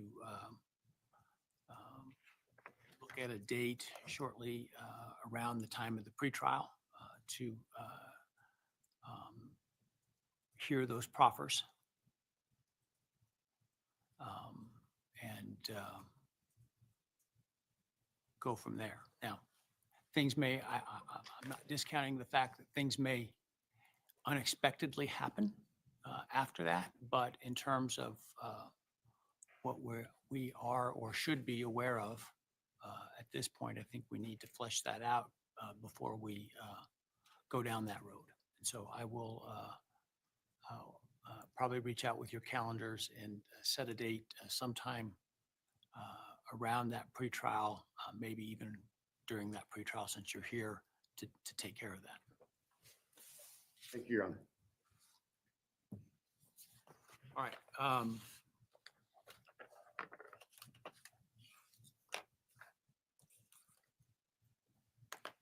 And I want to be clear, I don't view Meister as controlling. For example, I know the defense has suggested that they believe the evidence suggests that there was more than one perpetrator.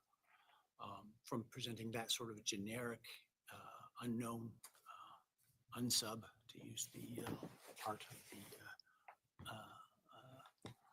of the craft involved. This relates more to allegations of somebody more specific, identifiable.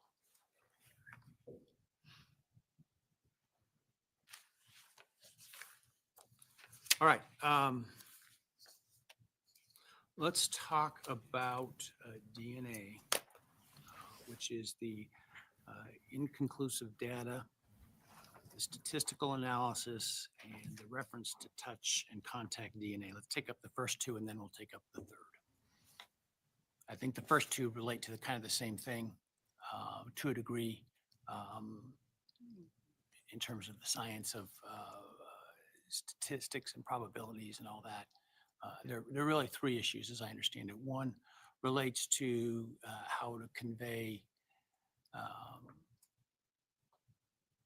the statistics that DNA analysts use to more real world comparisons to, for example, planetary population.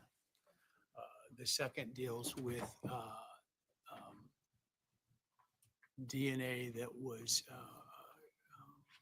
found under one of the victim's fingernails and by the DNA analysts as to whether or not Mr. Kohberger could or could not be excluded. And then the third really deals with more sort of this labeling problem that we've already addressed in some fashion in different contexts of what labels should, can, and must we use as it relates to the quote unquote touch DNA that was found on the knife sheath. Yeah, yes, thank you. That's a great summary. And I'd like to start with the first point that the court noted, which was motion in limine number 14, which was the relationship of the world population to the statistic generated from the sheath evidence with Q 1.1. And I think we are in agreement that the state is not going to address that kind of question in front of the jury because their own analysts during the grand jury essentially told them that you can't do that given the statistic that we have generated. I understand the state's response is that they will present the testimony consistent with the way that the witness presented it at grand jury. Correct. And it was my Not understanding. in the way in which the question was asked that the witness sort of corrected the attorney about. Correct. And the objection from the defense was simply, and I think the witness explained this very well, was that the statistical analysis that the state's experts have engaged in does not allow that kind of comparison. It's not the standard statistic that we're used to anymore. And so by asking that question, you're triggering, you're conferring or not conferring, you're speculating, essentially, put in front of the jury. It's a question that presents a false premise to the witness. And so we just ask that the state refrain from that and simply ask the questions that elicit, excuse me, the testimony as laid out in the grand jury proceedings. Okay. Excuse me. The inconclusive data, I don't know if the court has seen the late, I apologize, all of a sudden my voice is All right, we just can get you some disappeared. water.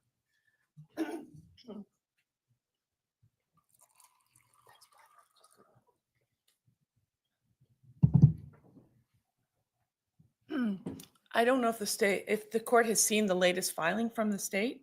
I did see it. Okay, so they filed a new expert disclosure on Monday from an expert who went through and analyzed the data at issue. So In as response to the defense's having retained an expert who discussed whether or not you could exclude Mr. Kohberger from the DNA found under the fingernails. yes. And what triggered that was the grand jury testimony, where questions were asked of the analyst regarding the meaning of a conclusive versus an inconclusive data result. And the analyst testified as to 13.1, the fingernail swabs, that their data was inconclusive. And to the defense, and that means that you cannot draw any conclusions. So the defense retained cybergenetics, which uses a different statistical tool than the lab here, and generated a statistic which is strongly exclusionary of Mr. Kohberger from that particular sample. And while that doesn't preclude the evidence from the state lab, it adds additional information to the picture, the overall picture. And It's just a question for the experts to testify about and the jury to make its conclusion. well, I think that allowing the type of questions and apparently now the new conclusion that was in the state's response to our motion would be inappropriate and prejudicial and should be excluded under and you have Do to. you want me to believe your expert and not their expert? No, I'm not asking you to believe any one in particular.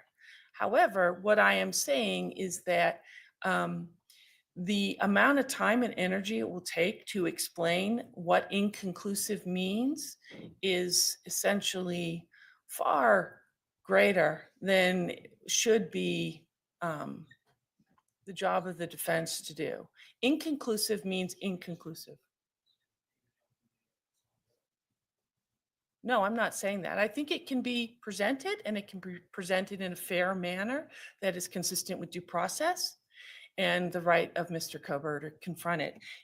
The new disclosure from the state is an expert who went through in great detail. We have a 27-page report from him where he not only reanalyzed the data visually, but he also used another statistical tool.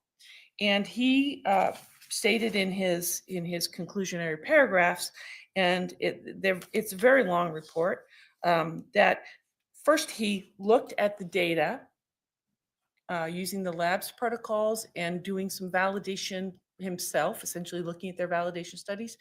And he found that just visual examination of the data excluded Mr. Kohberger. He went a step further and he said, I'm going to use this new third tool called LR Mix Studio to generate the same statistic or similar statistic that the lab did, the state lab did, as well as True Allele Cybergenetics did in their analysis. And he came up with a strongly exclusionary statistic. So we have now before the court, as he describes it in his disclosure, a statistic from the state lab, which means that it's 25 times less likely if the DNA originated. I always have a hard time with these numbers because you have to be extremely careful how you say this because it can flip the meaning. So let me just double check. His statistic, I'm sorry, I'll start with his, it's 5,000 to 100,000 times less probable that a coincidental match would be made to an unrelated person. In other words, what he's saying is that it's Mr. Kohberger is not included, and that's a strongly exclusionary statistic. And I'm not saying this very well, Your Honor, because it's a tough, these likelihood ratios are hard to explain. So that's a 5,000 to 100,000 times less probable that Mr. Kohberger is present. In other words, it's much more likely someone else is there if there's someone else there. Then the cybergenetics came up with a number that is in the range of 2.8 billion times less probable that he is there than some other unrelated individual. And this expert then relates that even the state lab's number is 25 times less likely that Mr. Kohberger is there than some other unrelated person. So all of the numbers point to exclusion. The numbers, the question is really the weight of it. And the way that the state intends to present it, and they presented it in their reply to our motion, was they should be allowed to say that this means that Mr. Kohberger cannot be excluded. And that is just a misrepresentation of their own data. None of the data that's presented to this court at this moment in this motion supports that statement or that conclusion. And it's unclear to me who is going to say that, because it's not in any of the disclosures that have been produced so far. The first time we've seen it is in this reply brief. So I think that rather than having a battle of the experts, right, where you're going to have all three of these people testifying before the jury, and to allow that just one question is going to subsume an enormous amount of time in explaining why it's not in it, why it's inaccurate. And while it might be technically true, it's not an accurate statement for the jury to consider, and it's just going to confuse them. And it's highly prejudicial to Mr. Kohberger. So we would ask the court to, if it's going to allow this in, and we haven't asked to exclude the evidence, we simply asked the preclusion of this kind of questioning, that the state be precluded from inferring or asking a question to elicit some kind of inclusionary statement.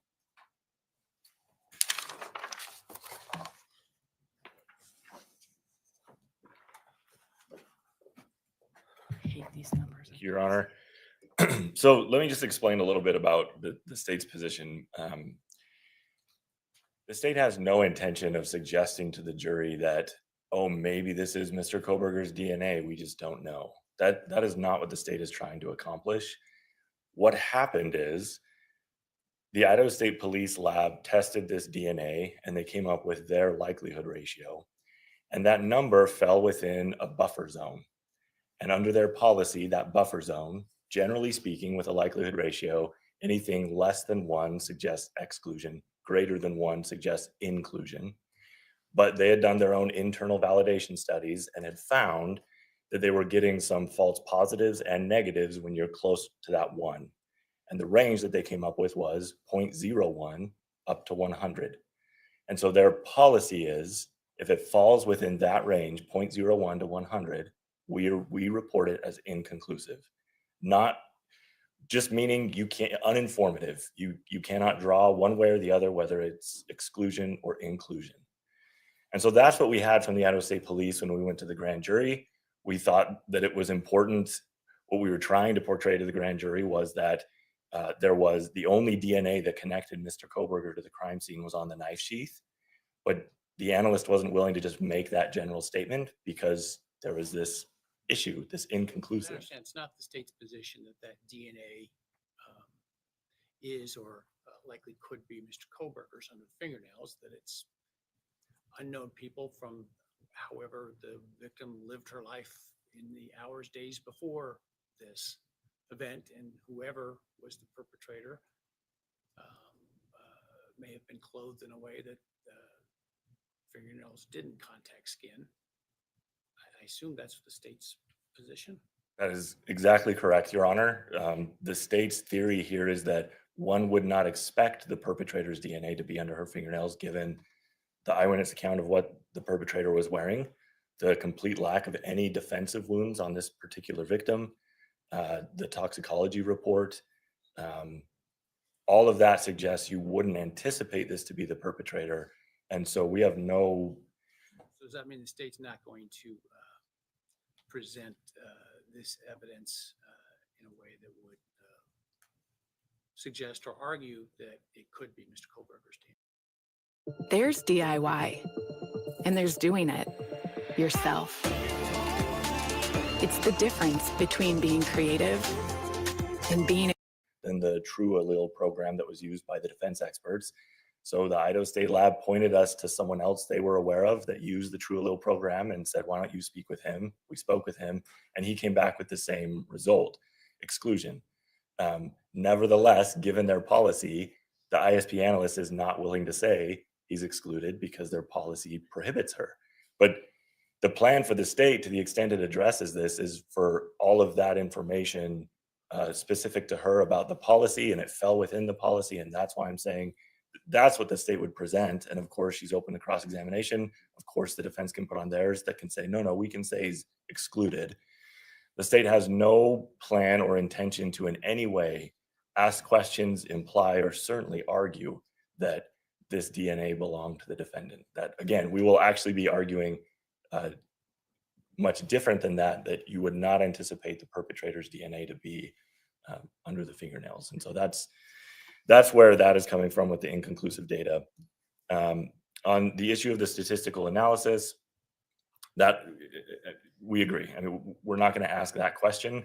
The only kind of remaining issue we have is I think their motion specifically asked for an order excluding that question or other questions like it. I'm not a big fan of that language because it's just kind of vague and we're not entirely sure what that means, but we'll stay completely away from the population of the world or a country or a city or anything about population. That's all. Thank you.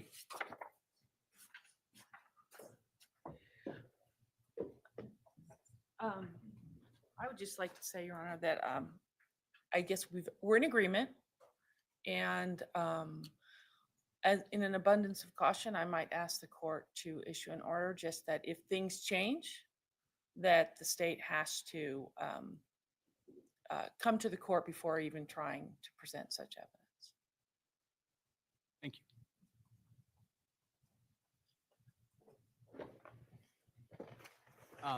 It sounds like, and I'm not trying to tell either side how to present their evidence, that the state's not intending to present the fingernail evidence as somehow being inculpatory.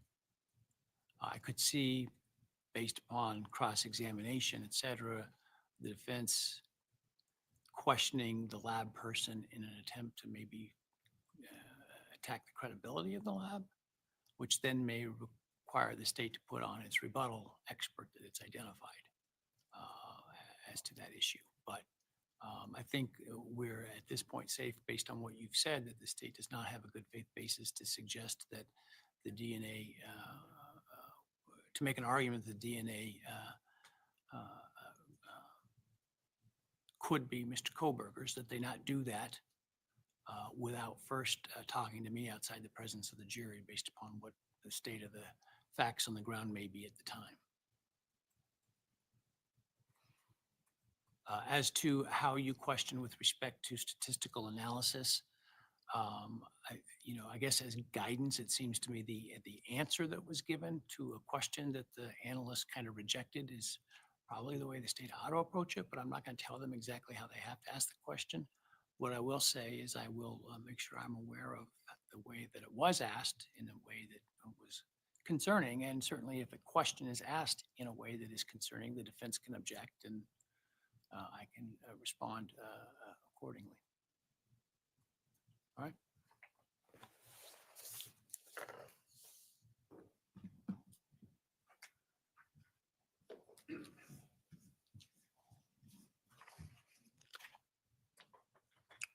All right. Next motion to limine is defense 12 regarding the make and model of the suspect vehicle. Oh, I I'm think- sorry, did I miss one? Yes. Oh, you're right. Within the group I identified before was the touch DNA. I apologize. Still in DNA. Yeah, Um, Your Honor, this is basically a two-part motion. One is to exclude the use of the term touch or terms touch and contact, and the other is to specifically exclude an opinion of Rylene Nolan regarding the sheath DNA and her conclusions as to the how, what I call the how and the sort of when of when the DNA that was determined to be on that sheath, item 1.1. And I'll start with the touch and contact language. Admittedly, that is language that has been used for a number of years in the. your own expert used it. Yes, she did. And we would be fine with the court precluding her from using that term. I think what is happened in the world of DNA, having been doing these cases for unfortunately 30 years, is that there's been an evolution.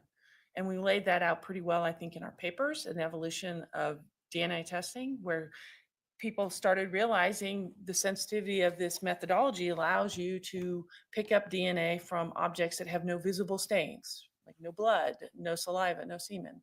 And that led to the use of the term touch or contact, because the implication and the theory behind it was that people who touch things leave things behind, leave DNA behind.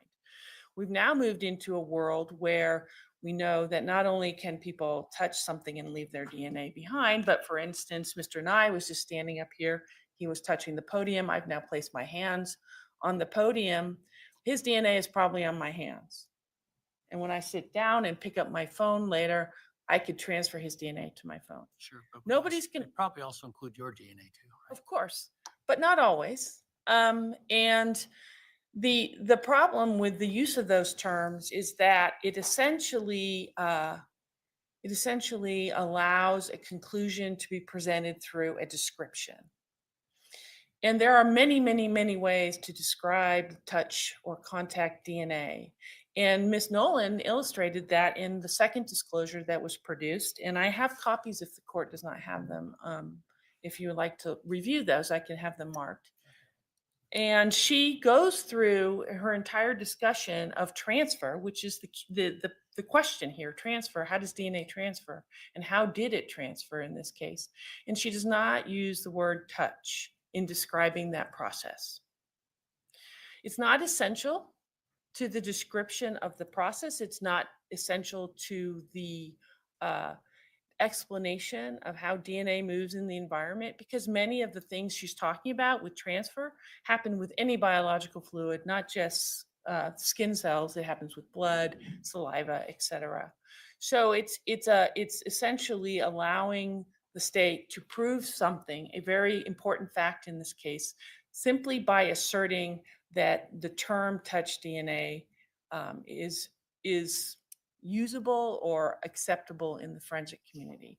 We presented at least 3 sources that say, and these are reputable people who are publishing in reputable journals, saying that this type of language is misleading, and it can lead to a misunderstanding of the evidence itself, because touch DNA does not mean now that someone touched something. It simply means that in some mechanism, DNA from a person has gotten to an object, whether that's through direct or indirect contact. I assume your expert's going to tell the jury all that. I'm sorry? I assume your expert's going to tell the jury all that.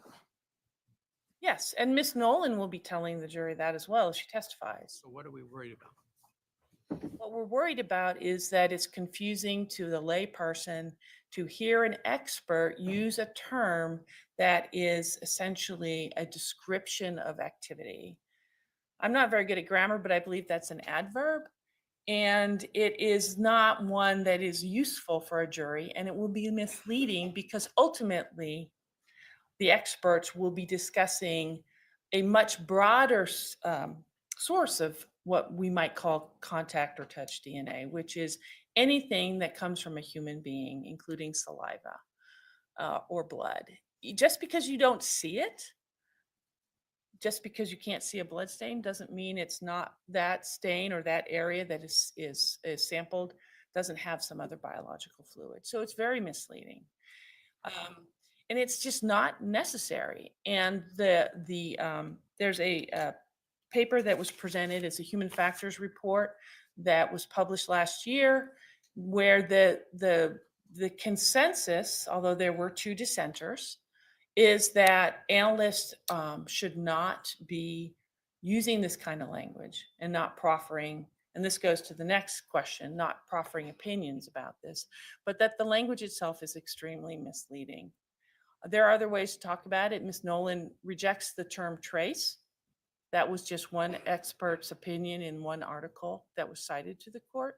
But it's very clear she doesn't need to use that term in her description of how DNA moves in the environment.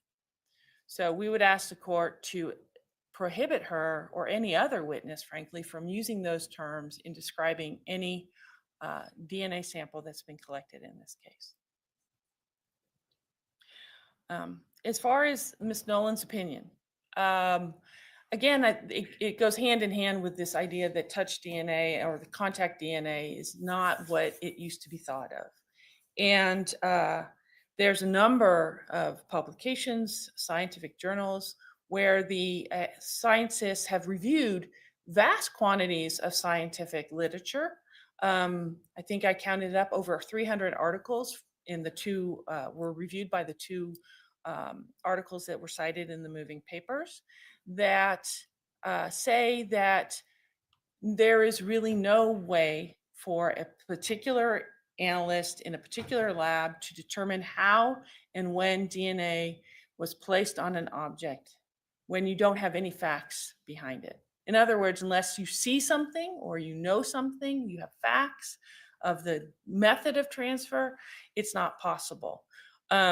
So first of all, Ms. Nolan is not qualified to offer such an opinion. It's very clear from the growing consensus in the community that transfer in and of itself, how things get places, is a separate expertise, which requires separate training. And a DNA analyst working in a laboratory does not have that kind of training. And in fact, it's not really provided in the United States. There is a pair. I was gonna sleep in late, but then I got high. Ooh, I was gonna let that heal, but then I got high. Lord, I just wanted to walk the dog. I'm not gonna lie. Why, man? Yeah, but then I got high. Baby, then I got high. Yeah, but then I got high. Because I got high. Baby, because I got high. Yeah, because I got high. You're probably wondering why this Emirates A380 passenger aircraft is showing livery with torn brown paper and special delivery on the side. Well, when you fly over 250 aircraft to 140 discussion of transfer where some unnamed individuals disagree with this idea that it's not something that should be testified to. But I think there's that her presentation, and this is what the court has to consider, the facts presented by the state in support of their opinion, is not supported by anything other than this vague statement, well, some people don't agree with this position. We don't know who those people are. The state and Ms. Nolan have presented no particular scientific articles that support her opinion. And she has presented no specific training to take her from an expert around DNA testing, which no one is suggesting she is not, to an expert on the how and the when of transfer in this particular case. Then when you look at her opinion, I think the court has to exclude it because it's highly speculative and it's incredibly confusing. She first states that the consensus in the community is that you cannot determine when and how DNA moves onto a particular object. She says that without any qualifications, that the science doesn't support that. She then proceeds to say the DNA on the sheath could have gotten there through indirect transfer, meaning it was not placed there by direct contact of a hand, for instance, with the object. And then she goes on to say, but because of 2 facts, the quantity and the fact there's a single source, I believe it got there through direct contact.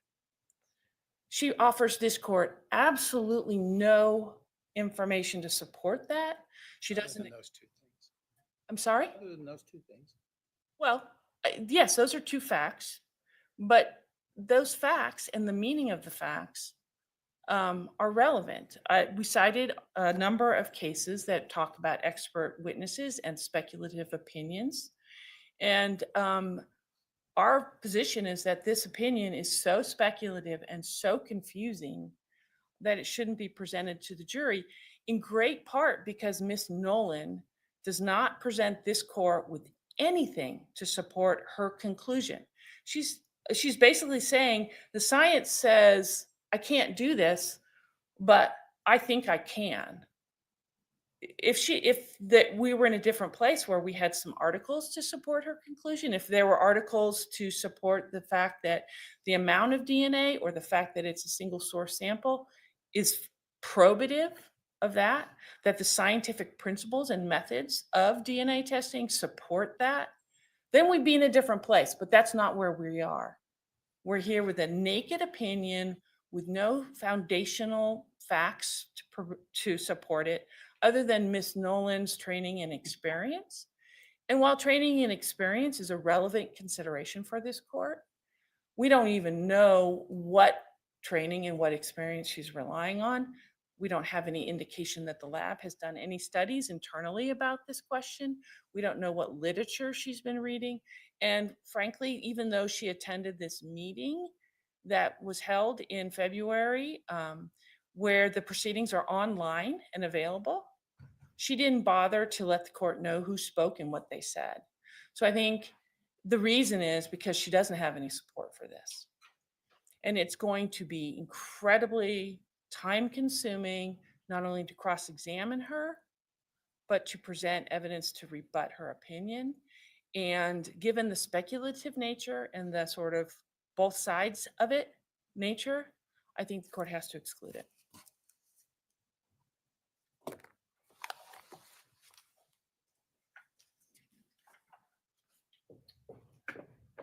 Thank you, Your Honor. I'll start where she left off. I don't think she's accurately characterizing what the opinion that's been disclosed. Ms. Nolan did not say, I agree that the science says you should not opine on this or that you cannot opine on this. All she says is that the science does say you can't conclusively establish it. But there are factors, she lays out a lot of those factors that you can look at to decide, to indicate how it ended up there. And she's very forthright. She says, look, it's possible that this was secondary transfer, but based on the fact that it's single source and the amount that was transferred, in my opinion, it was primary. I think under the Idaho Supreme Court's test for expert testimony, that passes. She's acknowledging the limitations and she's giving her opinion, which is going to assist the jury in reaching their conclusion, because the jury's not familiar with any of these factors that she's laying out for them. So, and then as to this idea that she's not qualified, so Ms. Nolan, as disclosed, has been at the ISP lab for 2 decades. She's a forensic scientist. She specializes in biology and DNA. For the last 10 years, she's been the lab manager and overseeing all of the biology and DNA.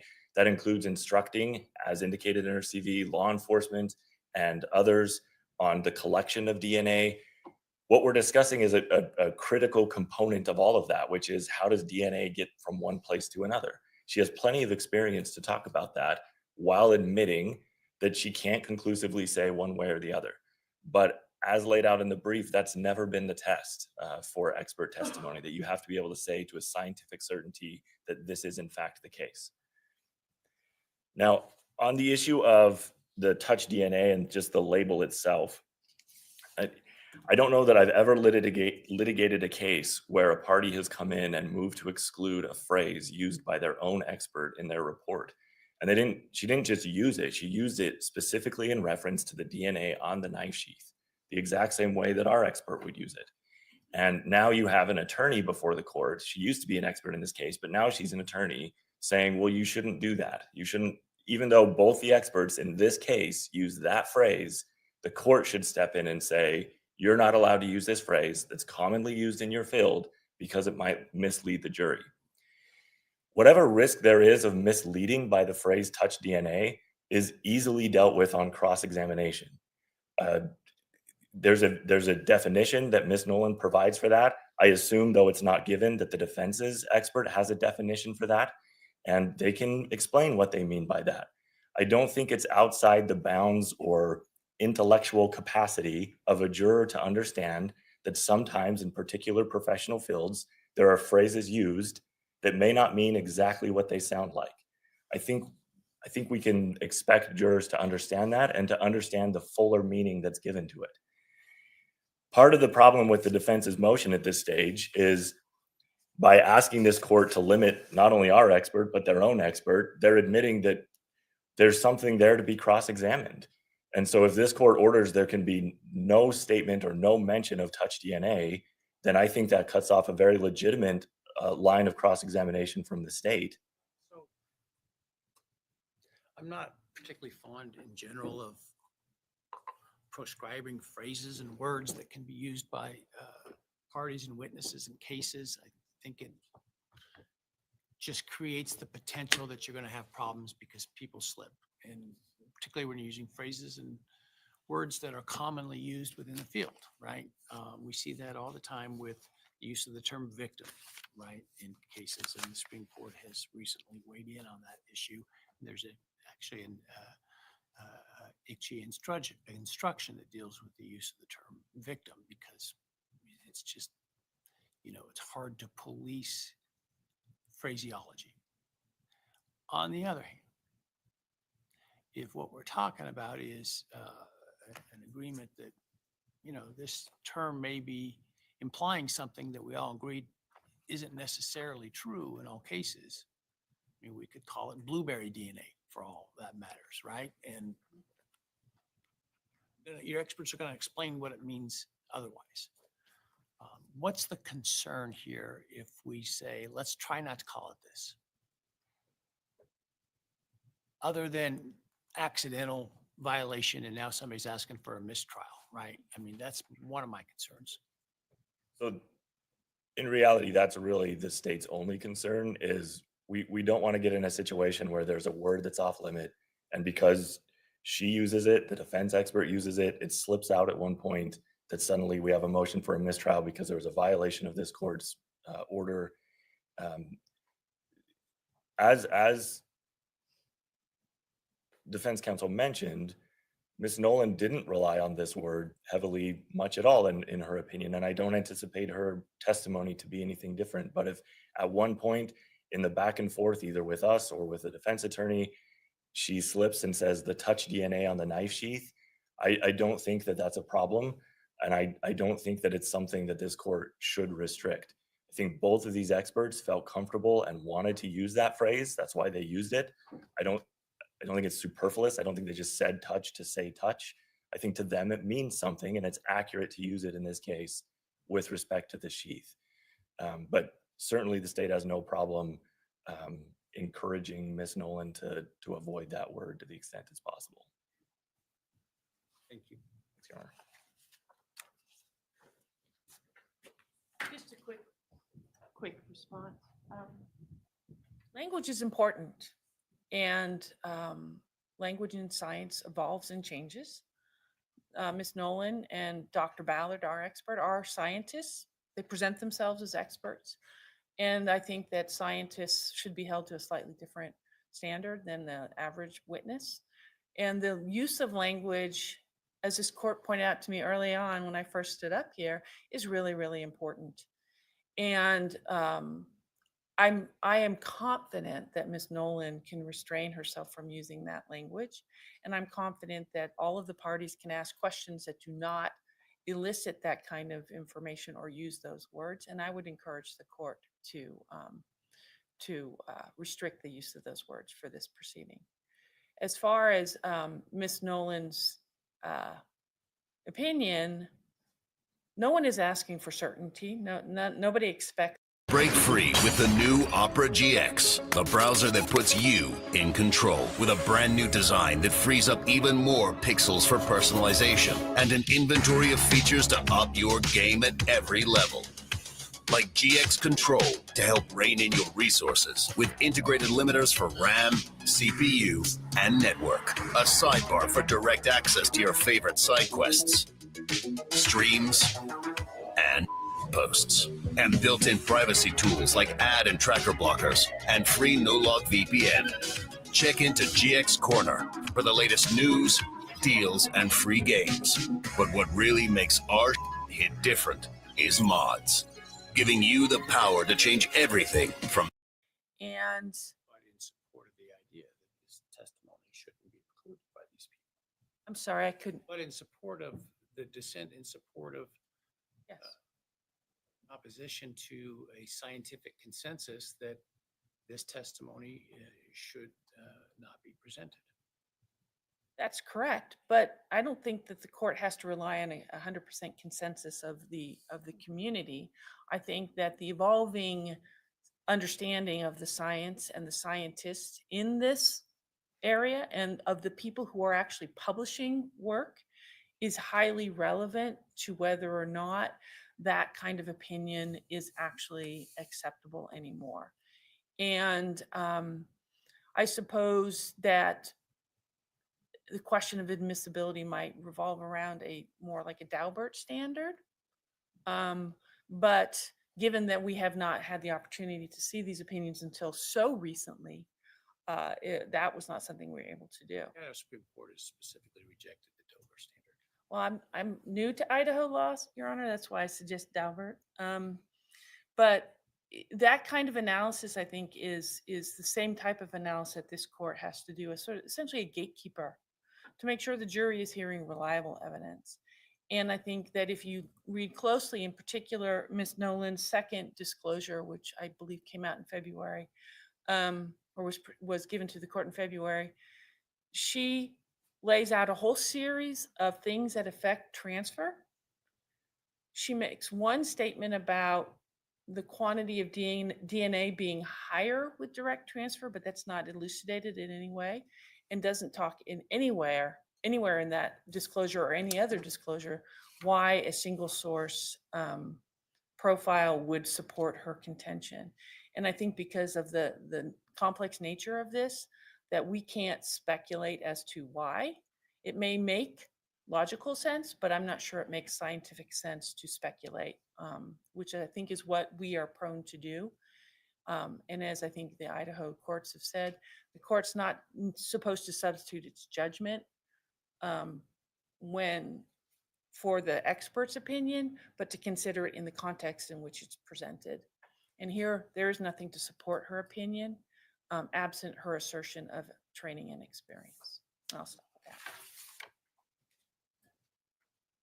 Right. I'm going to take under advisement the issue of Ms. Nolan's testimony about her conclusion of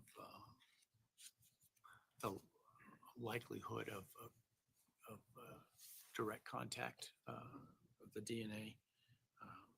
As to the use of the term touch DNA, I'm not going to preclude it. As I indicated, I think it's a discretionary matter. Science in that area uses the term to have a particular meaning. That meaning can be explained to the jury through the experts. In addition, much as the term victim, there's an instruction for. I'm not opposed to giving an instruction to the jury should that term come out.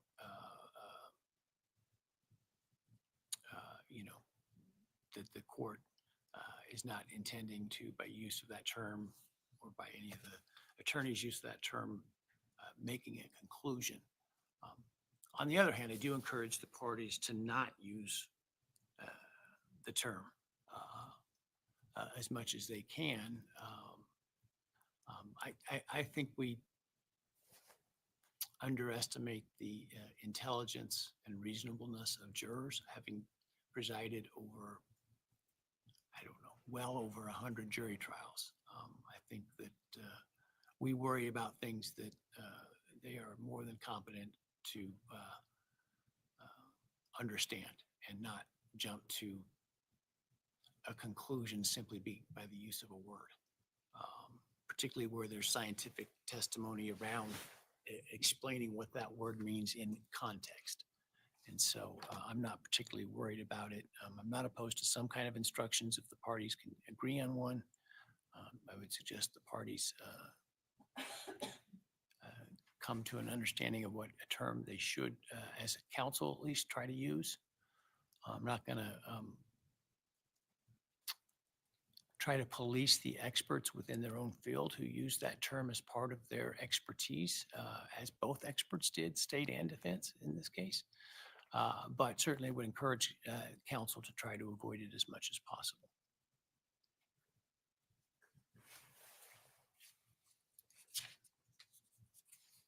All right, now I think we're on the make and model of the suspect vehicle.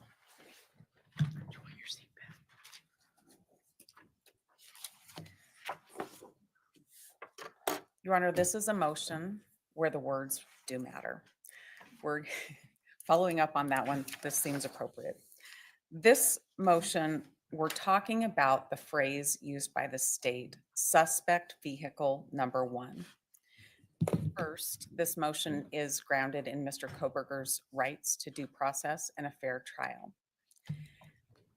Thinking of why we have this motion, we have to remember this is a highly circumstantial case. That's what this case is about.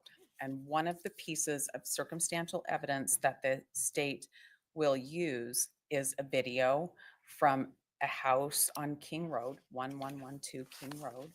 And that video depicts a vehicle. There are several views of that video with vehicles in it. The state will also use other videos that depict vehicles or a vehicle in surrounding areas. As they said in their response briefing, they do not have one continuous video loop. So the state's piecing together several videos and calling them all suspect vehicle number 1. That invades the province of the jury to make that determination. The state has Special Agent Immel, who will testify and identify a make and model of a vehicle from one of the many clips of videos that the state will use.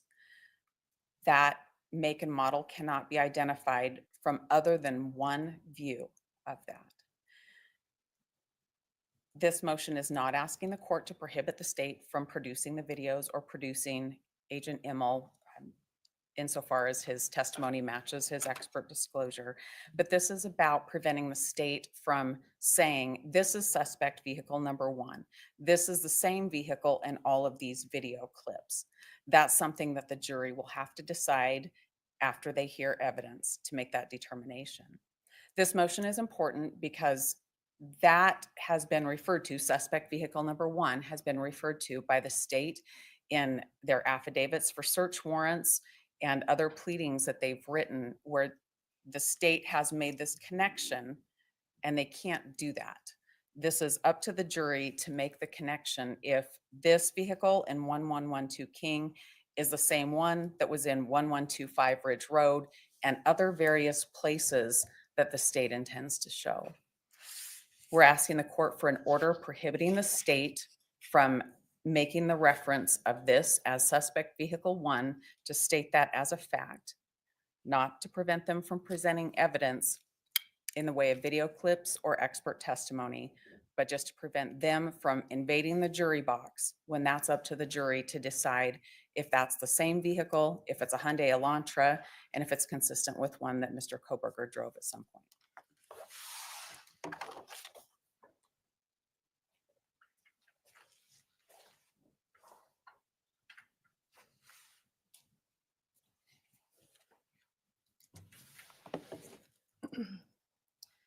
Your Honor, it is our expert opinion, who is a vehicle identification specialist, Anthony Imel. It is his opinion that the suspect vehicle captured on various surveillance video shares similar class characteristics to a 2014 to 2015 Hyundai Elantra. He specifically relied on certain video While some are better views than others, but he relied on all video from 451 Paradise, 1125 Ridge Road, 1112 King Road, and all the WSU surveillance to come up to his opinion. His opinions based on logical inferences of review of the surveillance and footage, including observed traffic flow, the time of night, the direction of travel, and the camera timestamps. The jury should be allowed to hear his opinion, weigh that information with other testimony and other admitted evidence, and decide if they believe that that vehicle is a 2014-2015 white Hyundai Elantra. Of course, the defense will have the opportunity to cross-examine S.A. Imel. That's the process, and that's the process that should happen. There are no legal grounds to exclude this opinion or to limit it. Thank you.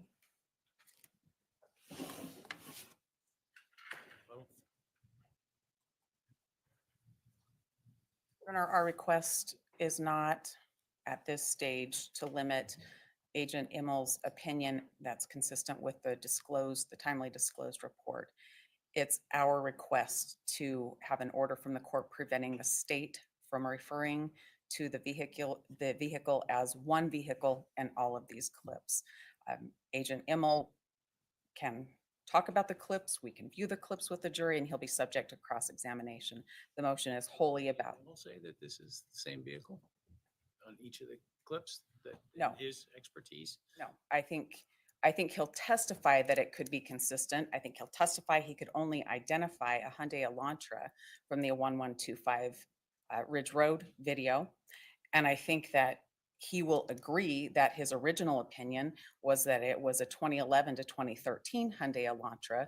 And I think he'll testify that only after Mr. Kohberger was identified. Not actually true, as I understand it. It was expanded before the 19th.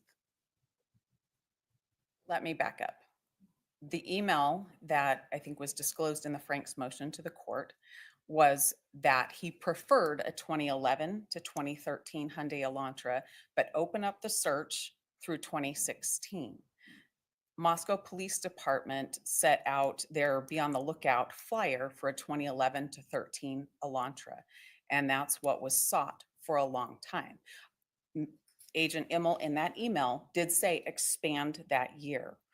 The change that there's a vehicle, a Hyundai Elantra, that's a 2014 to 2016 came later, and that came after Mr. Kohberger was identified on December 19th, and in looking at WSU footage of a different vehicle.